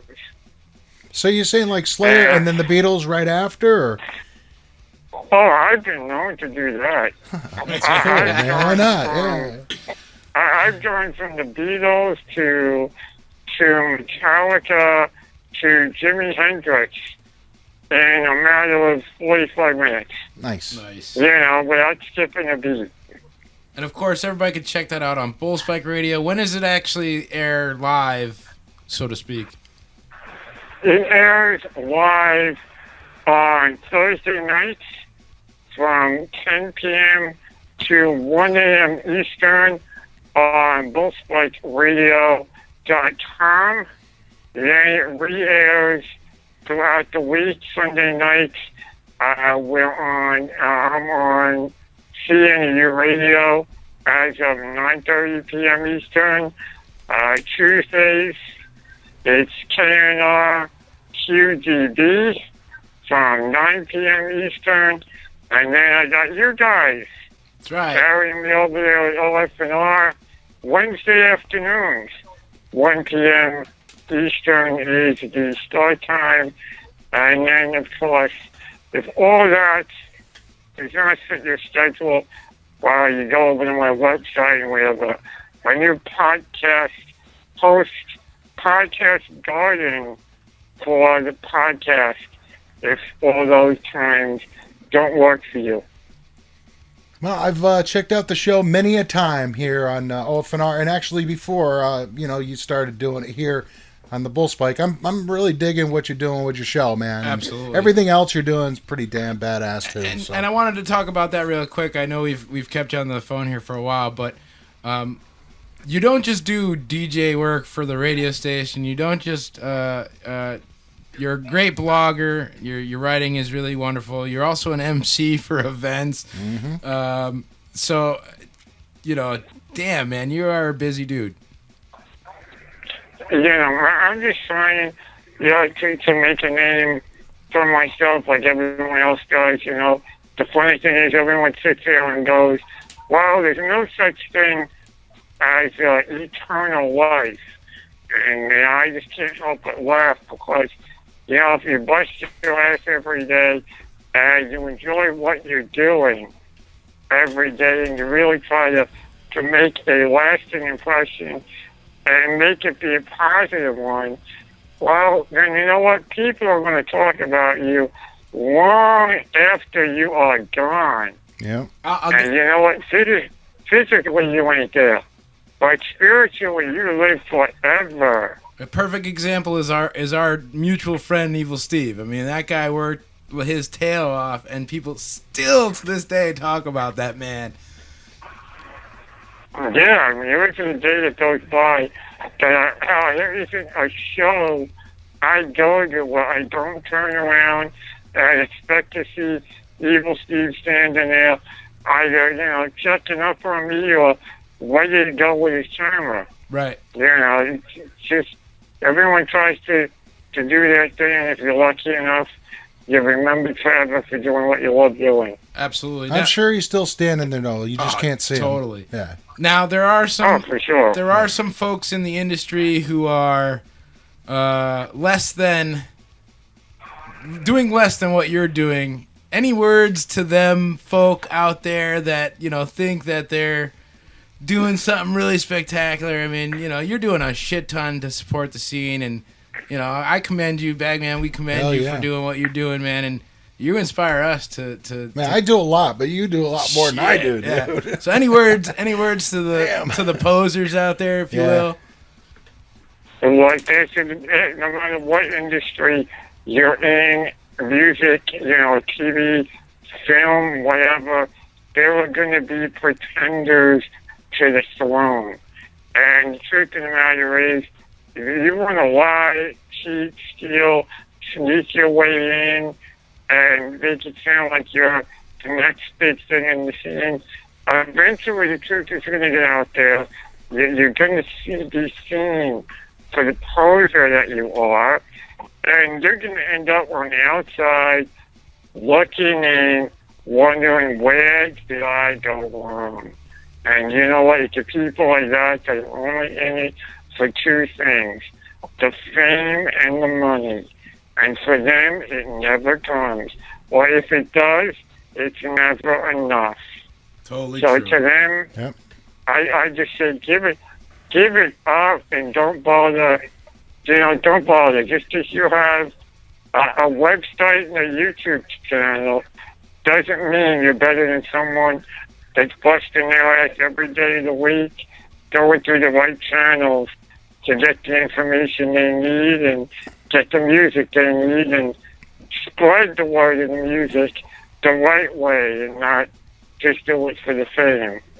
Absolutely. Wise words by a wise man. Fucking hell right, man. All right, Turbo. I want to thank you so much for joining us tonight, man. Absolutely. Really appreciate it. It's been an absolute pleasure as always, man. It's good to finally have you here live on the OFNR instead Should have him do a Nation of Decimation shout. I like that. That'd be cool. Can you do us a little favor and give us a nice little promo? Tell us your name. Tell us you're from Bullspike Radio, and tell them that they're listening to the Nation of Decimation here on OFNR. Of course, you got it, man.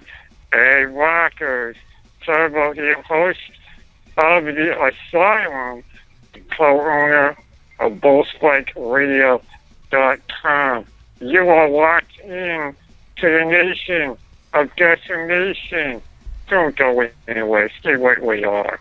Nice. Hells yeah, Turbo. Thank you so much, brother. Thank you so much, bro. We gotta let you go. Obviously, we gotta take a break here, and dude, I want to thank you so much. I'm sure we will talk sometime in the near future off the air, you and I. But dude, absolutely, keep on rocking. And if I don't come out to the Rock Against Dystrophy on the 3rd, there, I hope you guys have an awesome show. And keep me posted because I definitely want to get down there for maybe the New York show. Yeah. Definitely, man. I'll keep you in the loop. And thank you guys for having me on. I appreciate it. Oh, it was an honor to have you on, man. Absolutely. Everybody, hey, where can everybody check you out? Yeah. Go wait, my website, TurboRules.com, and follow my crazy ass on Twitter @TheRealTurbo. Hells yeah. All right, man. Cool. Hey, thanks so much, brother, and I will talk to you very soon. Hell yeah, man. All right, man. Take it easy, guys. Peace Take out, it easy, brother. my friend. All right, the mighty Turbo. Calling in from Bullspike Radio. New York Just say City, hello baby. to us here at the Nation Decimation. All If you you people out there. have not checked out Turbo, TurboRules.com, let me tell you something. You want to know about guys like you think we're crazy and we do a lot? That dude does so much more than either one of us or both of us combined. Man. Yeah, man. He beat me. He beat me on a few postings there and stuff. I thought I was up, on that shit right away, but no, he was like, "Oh, I had it before you, motherfucker. You can suck it."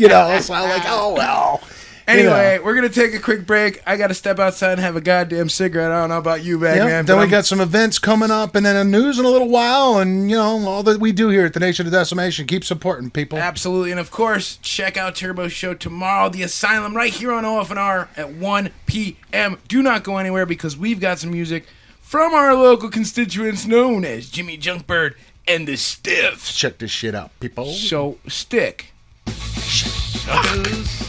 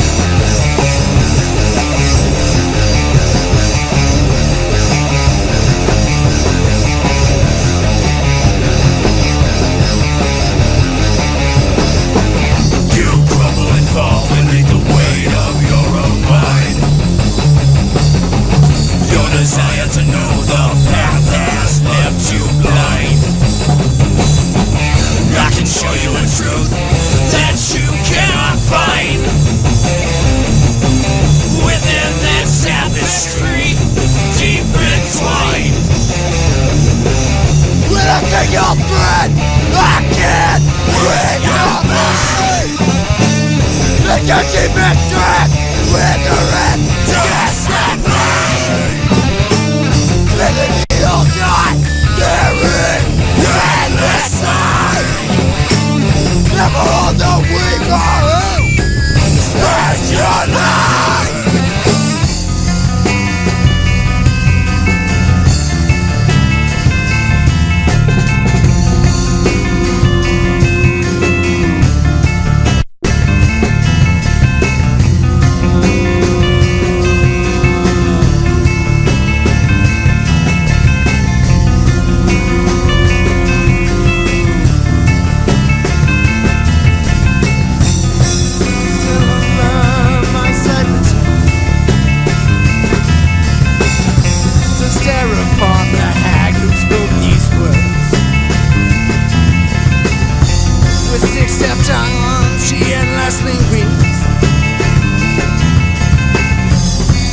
that binds all men to her dick tree. Yet she still shall not be until I stop her guys. They reflect from my face 1,000 times. Till she leaves without a single faltering finger, enchanted twice a lifetime.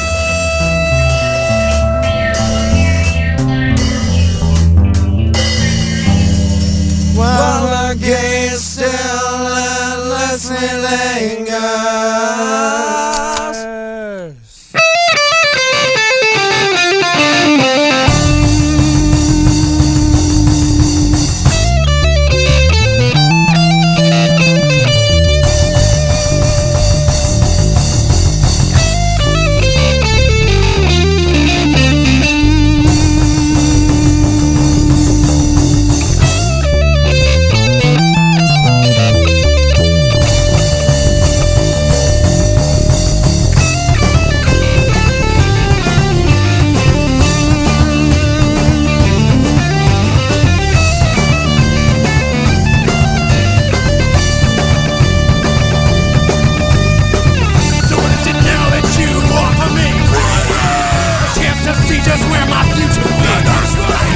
You must tell me, you must let me see what is the future you have conceived. You must tell me, you must let me see what is the future you have conceived. You want to speak for one single thing.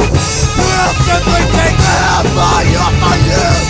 Have faith in what my wisdom will bring, or else suffer the fate left to those who refuse.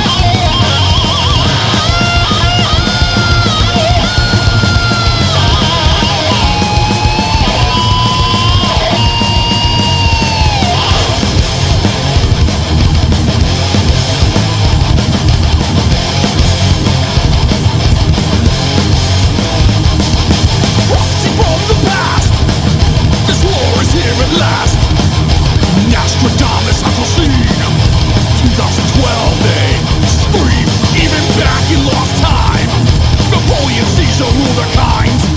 Knights, swords were their weapons. Their work built with lies and deceptions.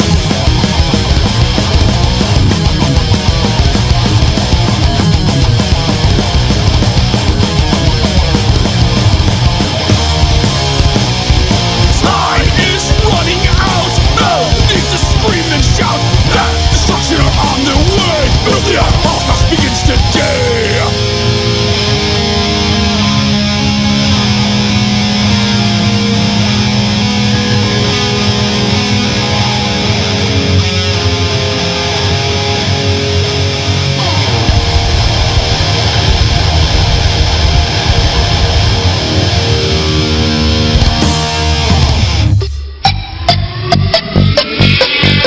OfficialFNRadio.com.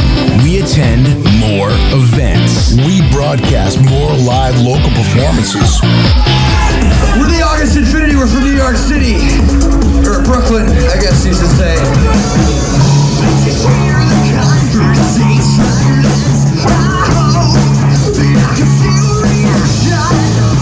Welcome back to Rec Series 2, baby. What's up? I want to thank everybody for coming out. OFNR in the house, bitches. Fucking Saturday night here in Connecticut. Way the fuck up north in Connecticut. We discover and uncover more independent music from around the globe. Yo, what's up, everybody? This is Carmine from Stagger. You're listening to OFNR, the greatest station on the planet. Alright, what's up? This is Joe Morbidelli from Dead by Wednesday. You're rocking out to OFNR, official FN radio. Keep listening. Keep them on the map. Hello, America. This is Finnish cunts called Discipline X, and you are listening the one and only official FN radio. Ho, ho, ho.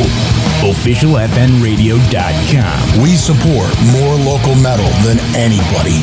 We're still the official fucking new radio station in Connecticut. Ever evolving. OfficialFNRadio.com. OFNR. Bitches. Don't you get it? Please, just get it, man. Yeah. OFNR forever. Nation of Decimation. Beachheads. Hanging out with the Bagman and Knob. That's me. We played you some kick-ass tunage. Yes, we did. We played some Shallow Ground with Death and Destruction. Those guys are working on new material. They're going to be at the Metal Syndicate Presents Diversity of Metal Fest 2014. Information coming up in mere moments. Mere moments. So stick around, people. They also played some Lore with Threadbare. Those guys are out of Worcester, Mass. Going to be doing a show with them with my band Architect Saturday, June 7th at Ralph's Rock Diner. Go check out some fucking Lore. Good shit from fucking Worcester. Before that, we played Jimmy Junkbird and the Stiffs. Stuffed Maggots. Of course, they're out of Stanford. Jessie May, of course, Alternative Control. Amongst other bands. She's in like, what, 3 or 5 bands? Something like that now? Something ridiculous. Yeah. You can get their new CD, Bird Brains, now available for $5 at their Bandcamp page. Or I'm sure they probably have loose copies whenever you see them playing out. Most definitely. I think they just got through playing a whole bunch of shows, so they might not have something coming up right away. But whole shit ton. And now Pink Missile's coming back, so expect Jessie May and Pink Missile. And of course, we had them in the studio back in the day there, back in 2012. Yeah, it was a while ago. They did an now. acoustic set for us, too. It was kind of cool. Quick update on that. Just so that everybody's, staying abreast. I like to stay abreast. Just to, keep everybody updated on what's going on with the OFNR studios. I've had a few different contractors come out. The pricing is way out of my league right this second. I've saved that $700 that we raised, put it aside. I'm raising some more money personally, and I've been talking to. Thankfully, I have some family members and some friends that are in the business who are going to help. So hopefully by the end of the year or so, we'll have a brand new studio. So keep it locked. I will keep you updated as we are building. I'll take pictures and I'll post them for you.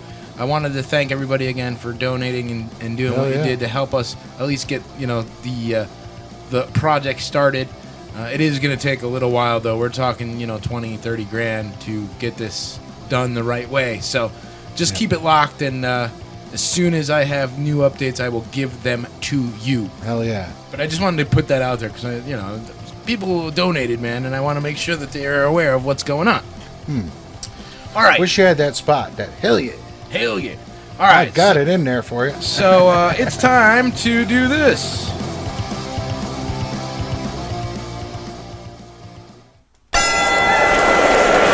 Ladies and gentlemen, boys and girls, it is time for local live music. Where are you going tonight, man? No, where are you going to? No, where are you going? Where are you going to? Well, I don't know yet. Where are you going? Where are you going? Well, I'm going to go where you go. Yeah. Find out where to go right here, right now. The Nation of Decimation live event information. Brought to you by the Metal Syndicate. It's time to go to a local show. Find out now, only on official FN Radio. No, that sounds pretty sweet to me. And we're going to tell you where to go right now. Yes, we are. We get our events the same place you should get yours, the Metal Syndicate-CT.com. Metal, CYNDICATE-CT.com. Hell yeah. Always good stuff going on over at the Metal Syndicate. Check it out, people. It's April. April 24th. Not March, April. April 24th, Thursday. April the 24th. Mindsnap Music presents Metal Rock Mania. Curse of Her Flesh, Eyes of the Dead, Garbage Barge, and Risk All in Life. Good shit there. At Axel's Rock House. That is a show not to be missed. You want to go. Go to that show. You could actually probably pick up your tickets for the Shadows Fall show. Yeah, probably. From Mr. Opus himself, because he's there. He's hosting the show. Sometimes behind the bar, actually. Absolutely. Go check that out. That same evening, Big Mark T and the Double Barrels, Puss and the Independents are at Cafe 9. Puss. Whiskey and the Martyr and Crisis at All Stars in Manchester. Not listed here on the Metal Syndicate is Sponge. 90s rockers Sponge at Bleachers. I kind of want to go to that. I'm not going to lie, man. I've seen Sponge before live. I saw him at Tuxedo Junction many years ago. Yep. When Pennywheels and, Rotting Pinata were just coming out. Yeah. So that tells you good shit, man. Tell you how old I am. Anyhow, on the 25th, Friday the 25th, True Entertainment presents Vena Amoris, The Green Invaders, Redwood, and She Walks Without Legs, Cherry Street Station, Wallingford, Connecticut. Show starts at 7 p.m. or no, 9 p.m. Sorry, 9 p.m. Door is $7. Tickets are $5 if you get them in advance. So get them from your local bands that are on that bill. United Level Sound presents Sonic Supercharger 66, The Magunks, The Deacons, and Slim Francis at 33 Golden Street Bar in New London. That same evening, you can check out The Independents, Two Fisted Law, New Red Scare, Damn Broads, and Funzel at Snapper McGee's in Torrington. I haven't been there in fucking forever. Or you can check out Mark Lyon's 30th birthday bash at Acoustic Cafe, Snooty Garland, Political Animals, Mr. Council, and others. Saturday, the 26th, Huge Action Ministry presents Vacant Eyes, Lower the Casket, Sasu Wanu, Arduous Task, and Alcohol Holocaust at the Street, Cherry Street Station, Wallingford, Connecticut, OFNR HQ number 2. That same evening, the 26th, which is this Saturday, you can check out Springtime 2014 with Miss Charlie, Imperium Mortis, Leaving Trunk, From the Depths, and Off the Dome. And that's all at the Subterranean Studio in Waterbury. Heading into May the 2nd, Friday, May the 2nd, Big Mark T and the Double Barrels, Bad Decisions, and Watch List at the Acoustic Cafe. On the 3rd, you got that Saturday the 3rd, Simple Machinery, Apostasy, Hearts and Thieves, and others at Cherry Street Station. Shred for MS. Should be a fucking good time right there. Switchblade Serenade at Cafe 9 that same evening, which is the 3rd of May. Vern's birthday show at the Breach, with the Breach, The Asylum, Craving Strange, Off the Turnpike, Stickpin, Banana Bread, and Fear the fucking Masses, who will be on next week right here on The Nation. Hell yeah. They'll all be playing Saturday, May the 3rd at The Room in Brookfield. Snapper McGee's Night of Metal with Imperium Mortis, Under a Serpent's Sun, Orbital Frame, and End Time Illusion at Snapper McGee's in Torrington that same evening. On the 6th, an evening with Seven Dust. Acoustic at the Webster Theater with Sever the Drama, In the Red, and others. I think Opus is on that bill too, if I'm not mistaken. Yeah, they got another show they didn't list there that's going to be at Bleachers on the 5th, Saliva. That's without Josie Scott. It's the new guy. So I don't know what to think of it. On the 7th, which is Wednesday, you can check out Sadistic Intent, Inverted Trifiction, Arduous Task, and Witch King. Starting to lose my tongue here. On the 8th, Thursday, the 8th, Mindsnap Music presents Metal Rock Mania, the acoustic version. Seth Reynolds. Seth Reynolds. Seth Rollins is a wrestler. Seth Reynolds is playing. James and Johnson, Vic of Nasty D, Opus of Dead by Wednesday, Graven Image, and comedian Rich Sear. That's all going down at Axel's Rock House. On the 10th, right here in our hometown, Metal Syndicate presents Diversity Fest 2014 with Enchanter, Graven Image, Night Bitch, Priapism, In the Red, Shallow Ground, and Agrippa at City Limits Cafe in Waterbury. If you're not coming to that show, 1, you, sir, can go fuck yourself. 2, you could always check out officialfnradio.com. We will be broadcasting live. Hell yeah. From the event like we did last year. I cannot wait. That same evening, Pathetic Entertainment presents 5 bands for $5 with Colossal Groove, A Dream of City Hall, Everyday Downfall, and others at Cherry Street Station in Wallingford. That same evening, the Dillinger Escape Plan with guests Tara Melos, Vatnit Viscar, Limitless, With Eyes Like Mine, Continuum, and To Die a Legend. If you're going to get your tickets, get them from a local band. Hell yeah. That's going on, of course, at the Webster. On the 11th, which is Sunday the 11th, which is the last one I'll give you for now because we are running out of time, Layer 99.3 presents Seether with Blackstone Cherry, Skindred, Red December, Fear the Masses, Arc City Angels, Whiskey, and the Martyr, Sakura, and Forever Grims at the Webster Theater. All right, let me get this straight now. I wonder if they're going to pull the same bullshit that they pulled to our good friends in Borgo fucking Pass. That would not be cool. And say, you know what, we don't want any locals. That's not cool, man. Because if you didn't hear that story, fucking Borgo Pass was scheduled to play with Seether this past weekend, I think it was. This past weekend. And at the very last fucking possible second, after Borgo had been promoting as they usually do, right? Promoting like mad, they got pulled from the show because Seether was like, we don't want any locals. So actually, they got like an accent. They're from Africa or South Africa. I don't give a fuck where they're from. We don't want no local. We don't want no goddamn locals. But anyway, if you missed any of those, if you want to go further than what we've told you, go to the metalsyndicate-ct.com. Lots of great events. Really quickly, since we are talking about events, I know it's far away. I know. I get it. But I got to tell you about it because it is our next monstrous event. And that is Effin' Fest. That is in October. October the fucking 4th. Apparently, Borgo Pass is going to be on Turbo John's show, I think. Very cool. I think that's what he's saying for tomorrow.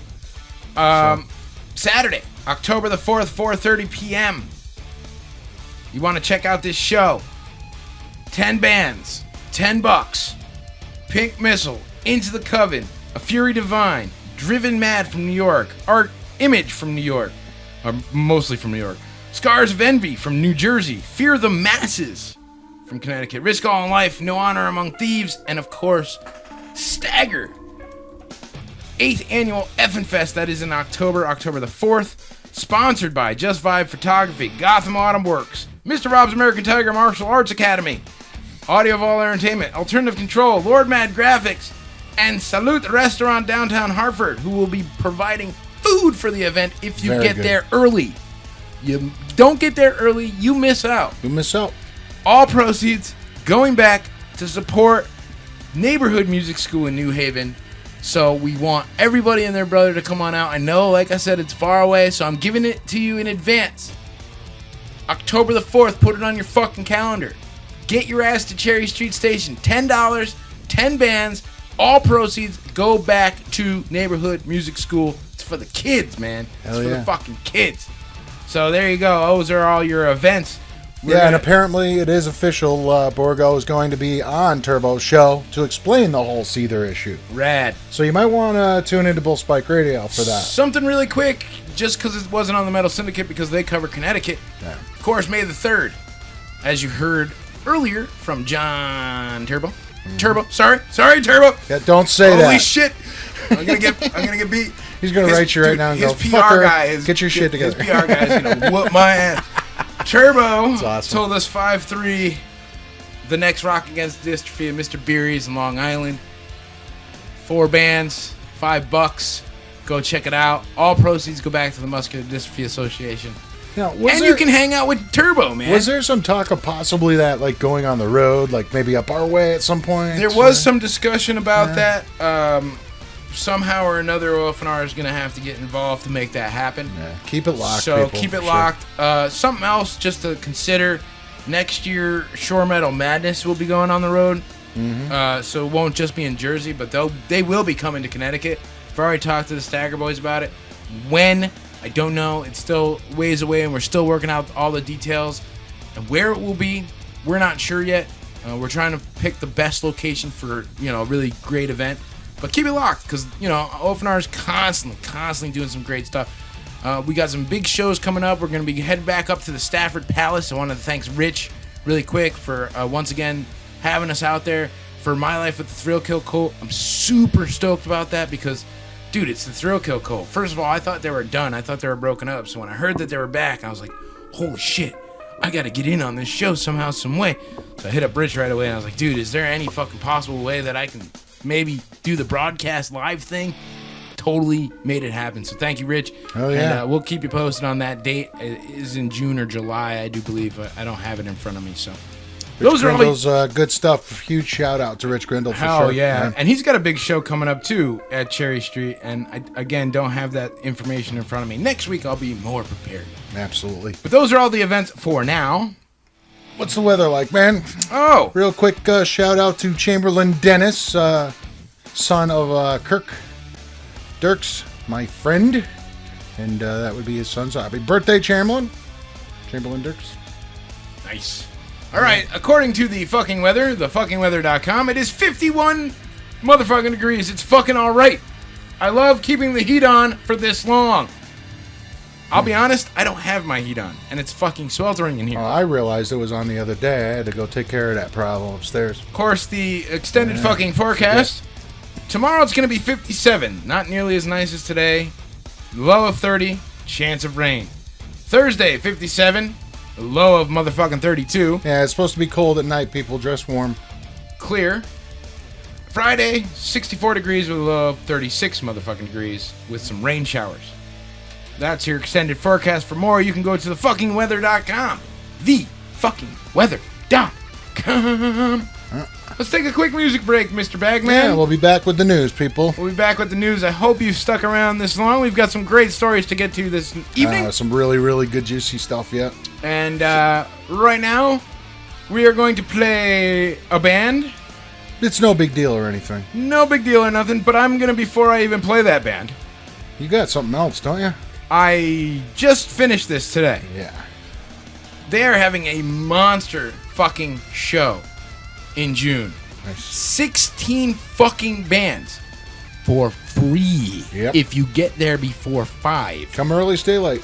So, hello. Get there before 5. Don't pay a cover. Right. If you get there after 5, it's only $5 fucking dollars, man. 16 bands. All amazing, outstanding, kick-ass fucking bands. Maybe minus Eyes of the Dead. But it's their show. Yeah. So.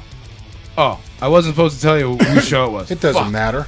We'll be right back. Don't go anywhere. Postmortem glory, bitches. OFNRadio.com. Stink. Do it.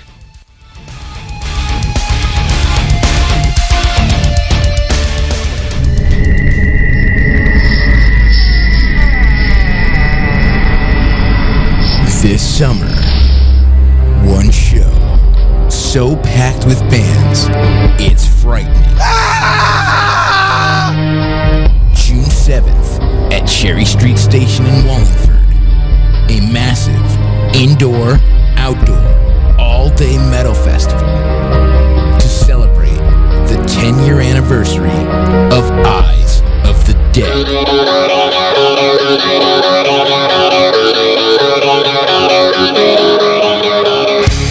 With performances from some of the biggest names in the business. Lightsbane, Cyperna, Continuum, Phanatonic Desire, Apostasy, End Time Illusion, The Maddening Process, Dream of Scipio, Reaper, Nasty Disaster, Javier and the Los Dish Dogs, Under a Serpent Sun, and of course, Eyes of the Dead. Plus, acoustic performances from Victor Rowland, The Doi Project, and Opus. Special MC throughout the evening, Orc Adams of Orcumentary. Thank you. This next song goes out to the only true God. This song goes out to Gornacular, the Orc God of Battle. This is the view from his lofty seat. Come early for the metal market. Starting at noon, different vendors selling various memorabilia. You're not going to want to miss out because you'll never know what you might find. Food will be served throughout the day. Raffles will be drawn for some great prizes. It starts at noon and it's free before 5 p.m. Holy fucking shit! 16 bands free before 5 p.m. No, that sounds pretty sweet to me. Can't make it until after 5? It's only $5 to get in. You know, Lloyd, just when I think you couldn't possibly be any dumber, you go and do something like this and totally redeem yourself. 21 and over, and it starts at high noon. Saturday, June 7th, 12 p.m. at Cherry Street Station in Wallingford. The Festival of the Dead.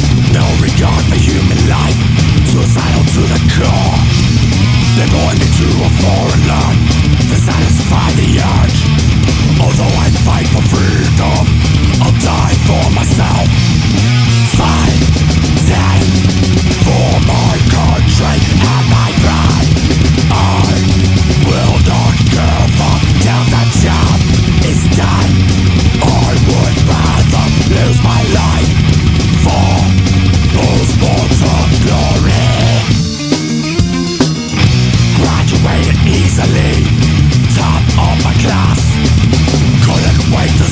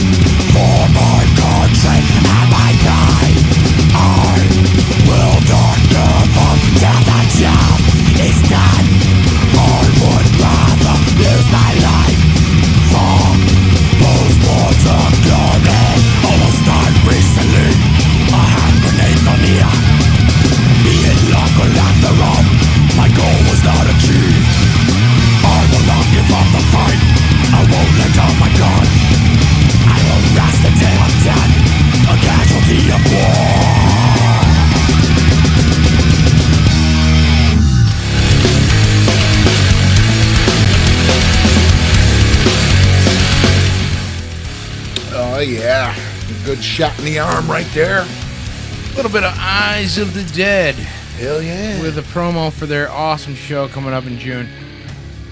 You Very should good job on totally that go as to well. that, man.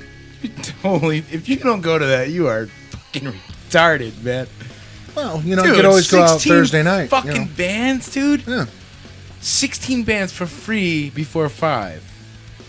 I'll be there at noon, dude. They have the metal market. I gotta go see if anybody's got some cool, like, vinyl or anything, you know? Well, I'll tell you what, they've had, you know, markets there at Cherry Street before, and I believe that one of the guys from Nasty Disaster found one of their own CDs for sale there. Hell yeah. There you go. All right. Yeah, so that was Postmortem Glory, and you go see that Thursday night at the Metal Mayhem, Axel's. Yeah. Pretty big deal. Sounds Kind of like big somebody's got a case of the Mondays. Yeah, so you make sure you go out and support some Eyes of the Dead. Before that, we played Shallow Ground, Death and Destruction, right? So we're all caught up with everything. Yeah. All right, so awesome. We got news now, people. Yes, News. indeed. What you've been waiting for.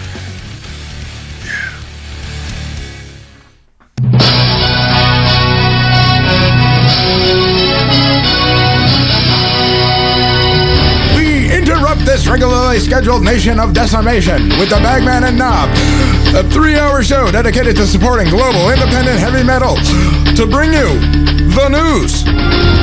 Man robs convenience store, wielding a chainsaw and wearing a flower pot on his head. The official fucking news report brought to you by Blow Paste. Get the taste of dick out of her mouth. Makes a great loop as well. A woman knits a sweater out of her vagina as a visual art piece. Don't get me started on Florida or Asia. The Nation of Decimation proudly brings to you the official fucking news report. That's fucked up, dude. It's fucking nasty. It's fucking bizarre. Don't let another blissful moment go to waste. Taste the magic of blow paste. So give that salty sausage a peppermint taste with the magic of blow paste. Boom, boom, boom. Freshen up the job before you turn out the lights. Blow paste. And get a pearl necklace to go with your pearly whites. If you want to make his day and put a smile on his face, taste the magic of blow paste. That's fucked up, man. Yes, indeedy. 4/22/2014, 10:46 p.m. Right here, right now. It's time for the news. Nation of Decimation only on officialfnradio.com for now. We are actually working to get that syndicated, so if you know anybody who's got a radio station, maybe want to be inclined to play this wonderful show, Yeah, that'd be pretty that good. would be pretty fucking outstanding. And just to remind you all out there, these news stories we talk about are real. They're not full of shit. Real stories. Real stories about real fucked up people. It is now time for the People's Court. Oh, wait, no. No, Sorry. it's the wrong show, man. That's the wrong show. All right. My first story. Hello, 911. The sun is so awesome, I put a ring on it. Tampa, Florida, of course. One woman looked up in the sky Wednesday and saw a ring around the sun. She was so freaked out she called fucking 911, dude. According to ABC Action News meteorologist Denise Phillips, or maybe it's Dennis Phillips, a 22-degree halo is caused by tiny ice crystals contained in high cirrostratus clouds. The sunlight refracts through those clouds and ice at a 22-degree angle, causing a halo. However, it wasn't enough for me to just give you the story. I had to give you this wonderful piece of audio. 911, what's your emergency? Yes, it's a weird circle up in the sky. It's a round, full circle, and it's dark in the middle. This has never happened in Tampa, Florida. Please go outside, look up in the sky, and look at this weird object, and I need to get the news people on this. Is it a cloud, or is it a... Not a cloud. It's a big black circle in the middle, and it's all the way around. And it's never been in the United States of America. Never, ever. It's not a tornado, is it? No, ma'am. So the luck is getting a little bigger and bigger. You go outside and look up in the sky. What's your address, ma'am? I'm at Net Park here. What is that? It's in the whole world. I mean, anybody can walk outside and look at it. It's there. So there you go. I mean, this woman actually, there's more, but this woman actually called 911 because there was a halo around the sun. What was she smoking? No, there really was a halo, but it, I mean, like, it happens. This has happened before. It happens. I'm surprised she was even looking up with all the But people on their phones nowadays. Listen, folks. 911 is for emergency. It is. Unless the fucking sun was falling out of the sky, you probably shouldn't call 911. Yeah. Just a thought. You can't get dates on there either. Don't get so many stupid fucking things. Of course, if you want to hear the full audio, you'll have to wait until the program is up, and we'll give it to you then. There you go. There you go. All right, my story. Oscar Mayer pulls their wieners. Their what? Pulls their wieners. Take that wiener out of your mouth. No, not that kind of pulling wieners. Washington Kraft Foods Group Incorporated is recalling approximately 96,000 pounds of Oscar Mayer's classic wieners because the product may contain classic cheese dogs in the classic wiener packages. Well, that's fucked up. They're recalling because they put it in the wrong package. You had one job. Not because there was anything wrong with it. It was they put it in the wrong package. You had one job. The product was labeled incorrectly, as they do not reflect the ingredients associated with the pasteurized cheese in the cheese dogs, and the U.S. Department of Agriculture, Food Safety and Inspection Service announced Sunday, April 20th, the products were formulated with milk known as an allergen, which is not declared on the product label. Take that wiener out of your mouth. The problem was discovered by a customer who notified the company on April 18th. The company contacted the USDA the following day regarding the issue. Okay, consumers with questions on any of this can call 855-688-4386. So if you have wieners with cheese in them inside packages that don't say wiener with cheese in it, 855. That would be 855-688-4386. 4386. Okay. I got to call, man. I got to see what the fuck it's all about, dude. You can't just give me a phone number and not expect me to fucking call it, dude. Yeah. I wonder if somebody picks up. Thank you for calling the Kraft Foods Consumer Center. On April 20th, 2014, Kraft Foods announced they are voluntarily recalling a single code date of Oscar Mayer Classic Wieners because they may be mislabeled. Out of your mouth. These packages may contain classic cheese dogs and are not labeled as containing milk. Oscar Mayer Classic Wieners are sold in a 16-ounce package with a UPC of 4. All right, nobody cares. Well, you get the idea of the story. She explained it again for you. That's great. I wish there was a live person, man. That would have been fun. Fucking outstanding. So you had to pull your wieners, huh? One of these days, we haven't done this in a fucking long time, but one of these days, one of these Nations of Decimations, we're going to have to do some prank calls because we haven't done that in fucking forever. Absolutely. All right. You done with your wieners? I'm done with that, man. They're done with pulling their wieners. You're all done with your wieners. Yeah. You've gotten the wieners out of your mouth. I never had them in my mouth, but, that's beside the point. All right. Hitchhiker's Guide to the Galaxy of Assholes. In Texas, Mario Otterson was at a rest area along Highway 66 trying to get a ride across Lake Ray Hubbard on Wednesday night when a van full of young men offered him a ride. How nice of them. However, the 23-year-old accepted and then quickly regretted his decision. They started heading in that direction and I just kind of got quiet. I got that awkward feeling. Immediately, they just slammed on the brakes, corralled me out, tossed Otterson over the bridge on Lakeview Park, and he landed in the mud. He wasn't injured, but he couldn't get himself free, and he was forced to call 911 because he got stuck in the mud. Hitchhiking is not what it used to be, folks. You gotta be fucking careful. Yeah, pretty much. Good with that one? Oh, yeah. Really? What's in a name? He's just a man with a dream that's not getting pulled over all the time because his name is inherited. Also a dream of allegedly doing some drugs, which irony, what? uttered the stunned county judge, John J. Hurley, "My last name is cocaine." Yep, I see. Proudly stated the man at the podium. Poor bastard. His name indeed is legally inscribed on his driver's license. "You know, I thought I had seen it all," Hurley laughed, shaking his head. "How many times have the police told you to step out of the car during your life?" "Just about every time I get pulled over," chuckled Cocaine. 34-year-old Fort Lauderdale man was arrested on Tuesday in Pembroke Pines. He explains that he got his name from his grandfather, who came over from Greece and then changed it in the 1920s. Cocaine, by the way, was arrested for possession of Xanax. Didn't see that coming, did you? But let's not laugh at him. His story is the story of America, of high hopes and new beginnings. America. And it's probably an improvement over the old royal family of Cracodopoulos.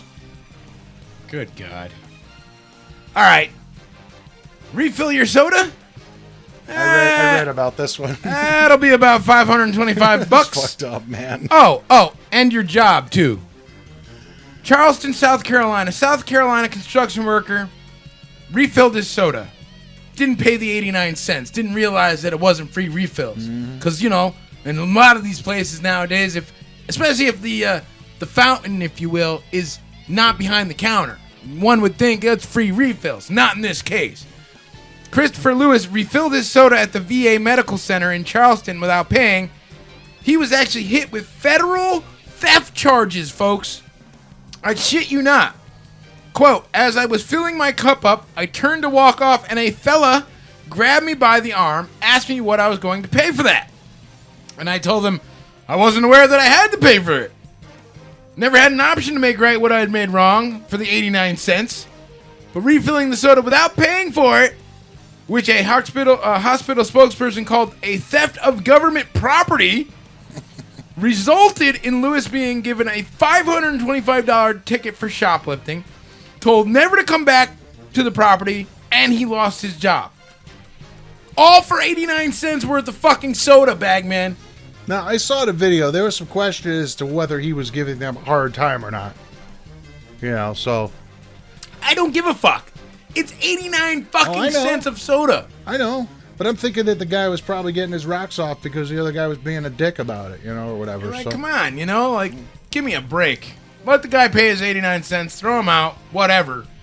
You don't have to fucking make him pay $520. Where the fuck does the $525 come from? What kind of fucking fine is... Are you kidding me? Ridiculous. All right. Is it an Easter miracle? You know, everybody just, celebrated the Zombie Jesus Day the other day. I'm not allowed to say that around certain circles, apparently. Zombie Christ. But really, if Jesus came out and said, "Hey, what's going on?" people would probably lose their minds. What's up, man? Be more scared than anything. But anyways, is it an Easter miracle is the question. Because a woman finds an image of Jesus Christ on a decaying tree stump in the front of her yard. It even cutely was named the Treeses stump. Treeses stump. Yeah. Praise Treeses. The face of Jesus appeared in the bark of a dead tree stump in Orlando, in her neighborhood yard. Jesus Christ is everywhere during Holy Week, but one Orlando woman thought she was going crazy when she saw this. "It's Treeses," the homeowner Kim said on the eve of Resurrection Sunday. "I find it odd. For me, it's unmistakable, and I'm not particularly religious, so I don't know what it means." Local papers agreed to withhold her name and address because she fears that her home will turn into a mecca of pilgrims wanting to see the image of Jesus. What happened in Clearwater in 1996 when people saw an iridescent figure of the Virgin Mary in a glass window of a building. Kim's boyfriend pointed out that Christ's profile to her was just before the start of Holy Week. She didn't see the face at first, but once she did, she could not deny that the image looked an awful like the Son of God. "I just wanted to share this with the world," she said. "My friend Matthew, deacon of the Cathedral Church in St. Luke, sees it too. I think that people around this time of the year look for something in life. It can be Jesus," they say. So there you go. Jesus on a fucking tree. Beautiful. Good God. All right. This one This one threw me for a loop. I'm not gonna lie.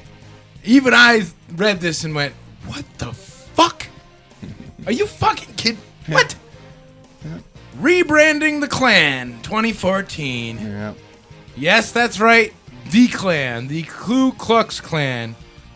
The Imperial Wizard Frank Acona has spoken out and said, "People in the Klan are professional people, business people, working type people. We are a legitimate organization, goddammit. I don't understand how people can mistake us for such violent, awful human beings." Well, let's think about this for a fucking second. I can't imagine it all. Brand consultant Laura Rise says maybe they don't believe in shooting up a center of Jewish people, but they still support beliefs that are beyond the scope of understanding for most fucking people with common sense. And certainly the freedom and equality our country believes in.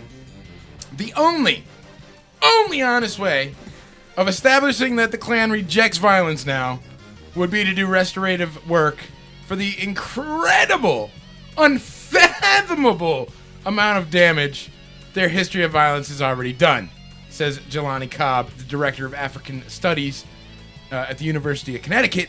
No sensible person is going to wait around for the rebranding of the Klan.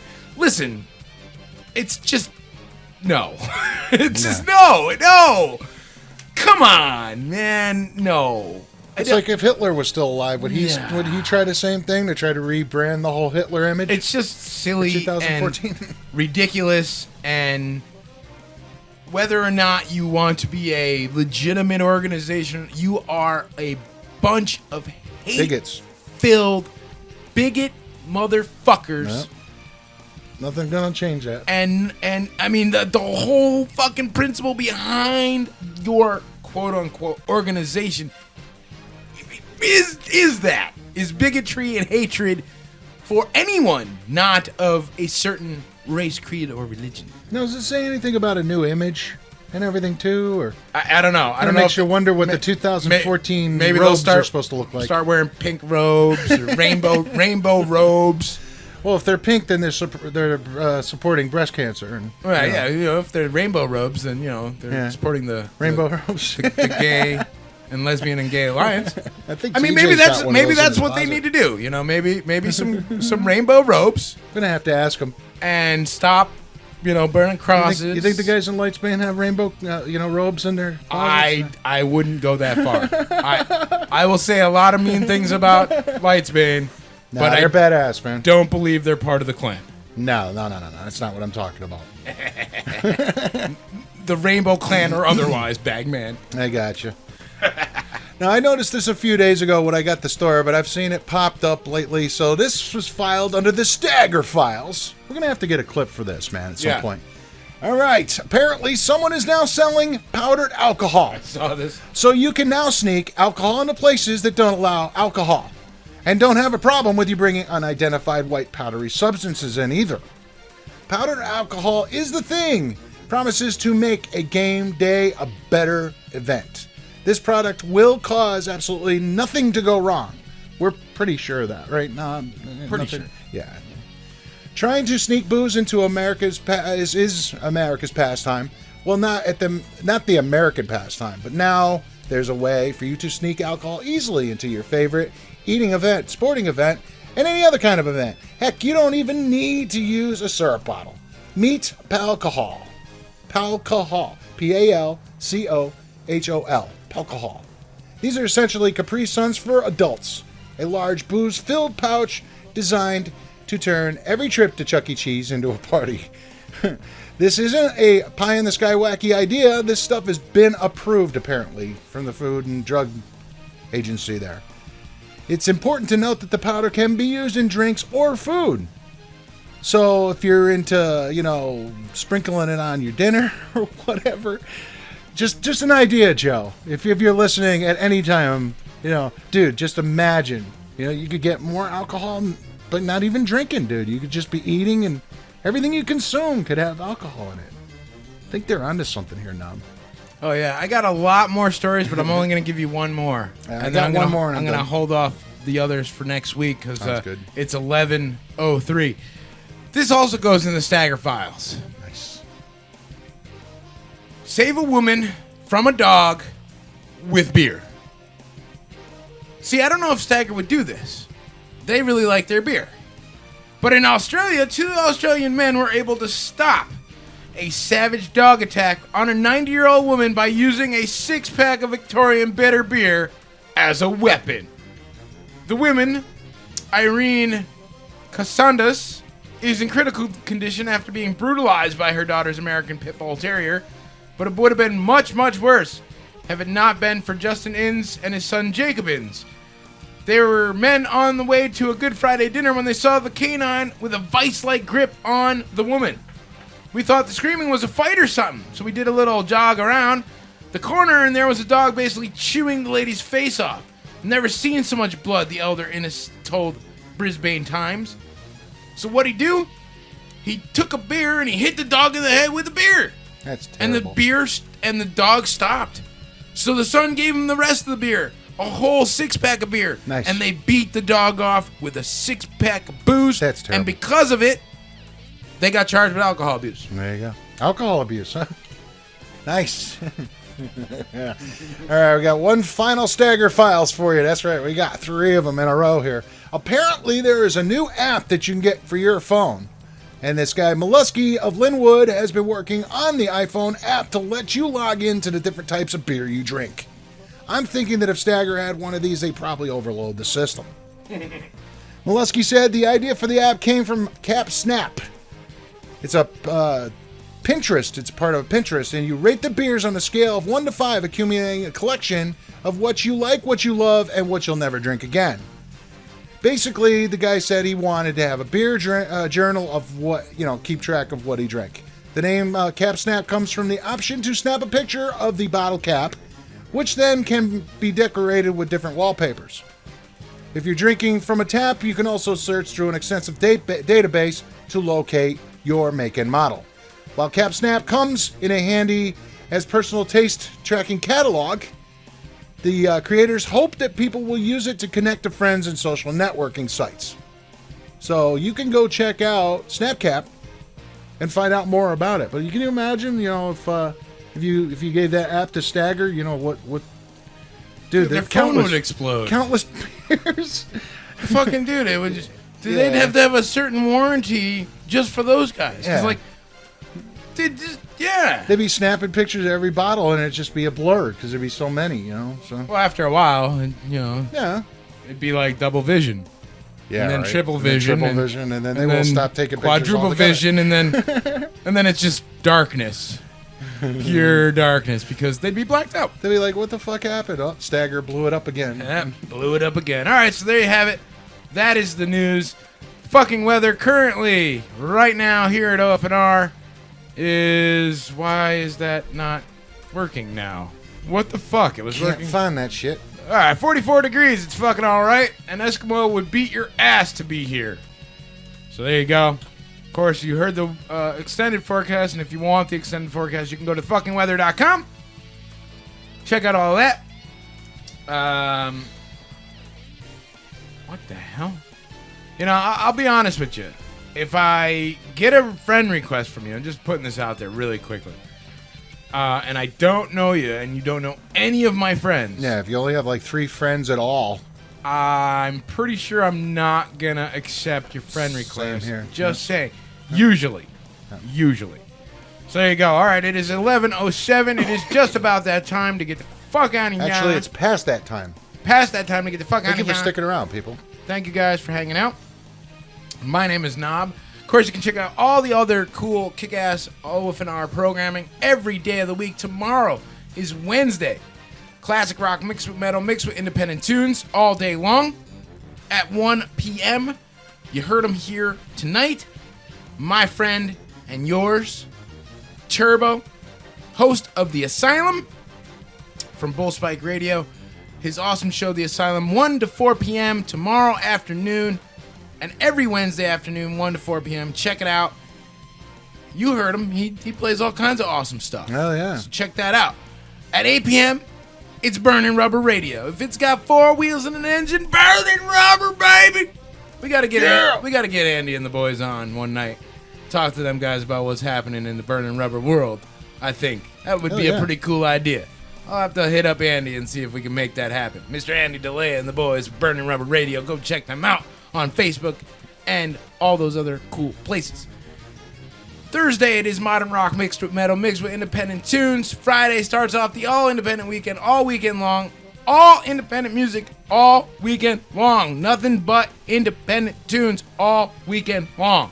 When we say all independent weekend, we ain't fucking around. We actually really give you all independent music all weekend long. No bullshit. On Sunday, at 7, it's the Syndicated Syndicast Sundays at 7. The Syndicated Syndicast Sundays at 7. The Syndicated Syndicast Sundays at 7. The Syndicated Syndicast Sundays at 7. What? The Metal Syndicate's awesome podcast, The Metal Syndicast, syndicated right here on OFNR, 7 p.m. The Syndicated Syndicast Sundays at 7. You like the alliteration? I like the alliteration. Monday is Metal Monday, all day long. Metal fucking tunes to rock your socks. Give the finger to Monday and listen to metal. Metal Monday all day.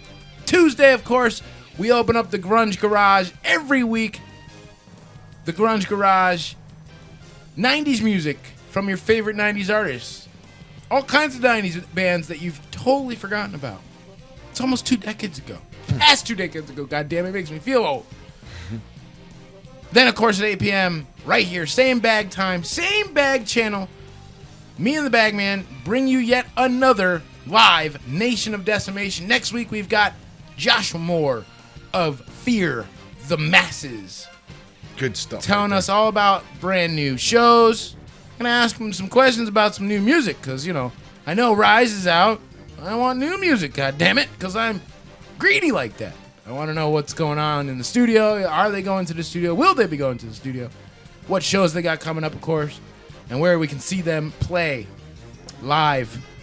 So check that out next week right here. Same bag time, same bag channel, only on Official FN Radio, OFNR Forever, OfficialFNRadio.com, and all those other fun places, Facebook, YouTube, and of course on Twitter at OfficialFN Radio.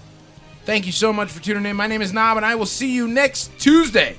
Same time, same channel. See you later. Yeah. Real quick shout-outs thanks to Ron DeMoro for listening, man. Everybody else out there. Up, man. Listening out there in the nation.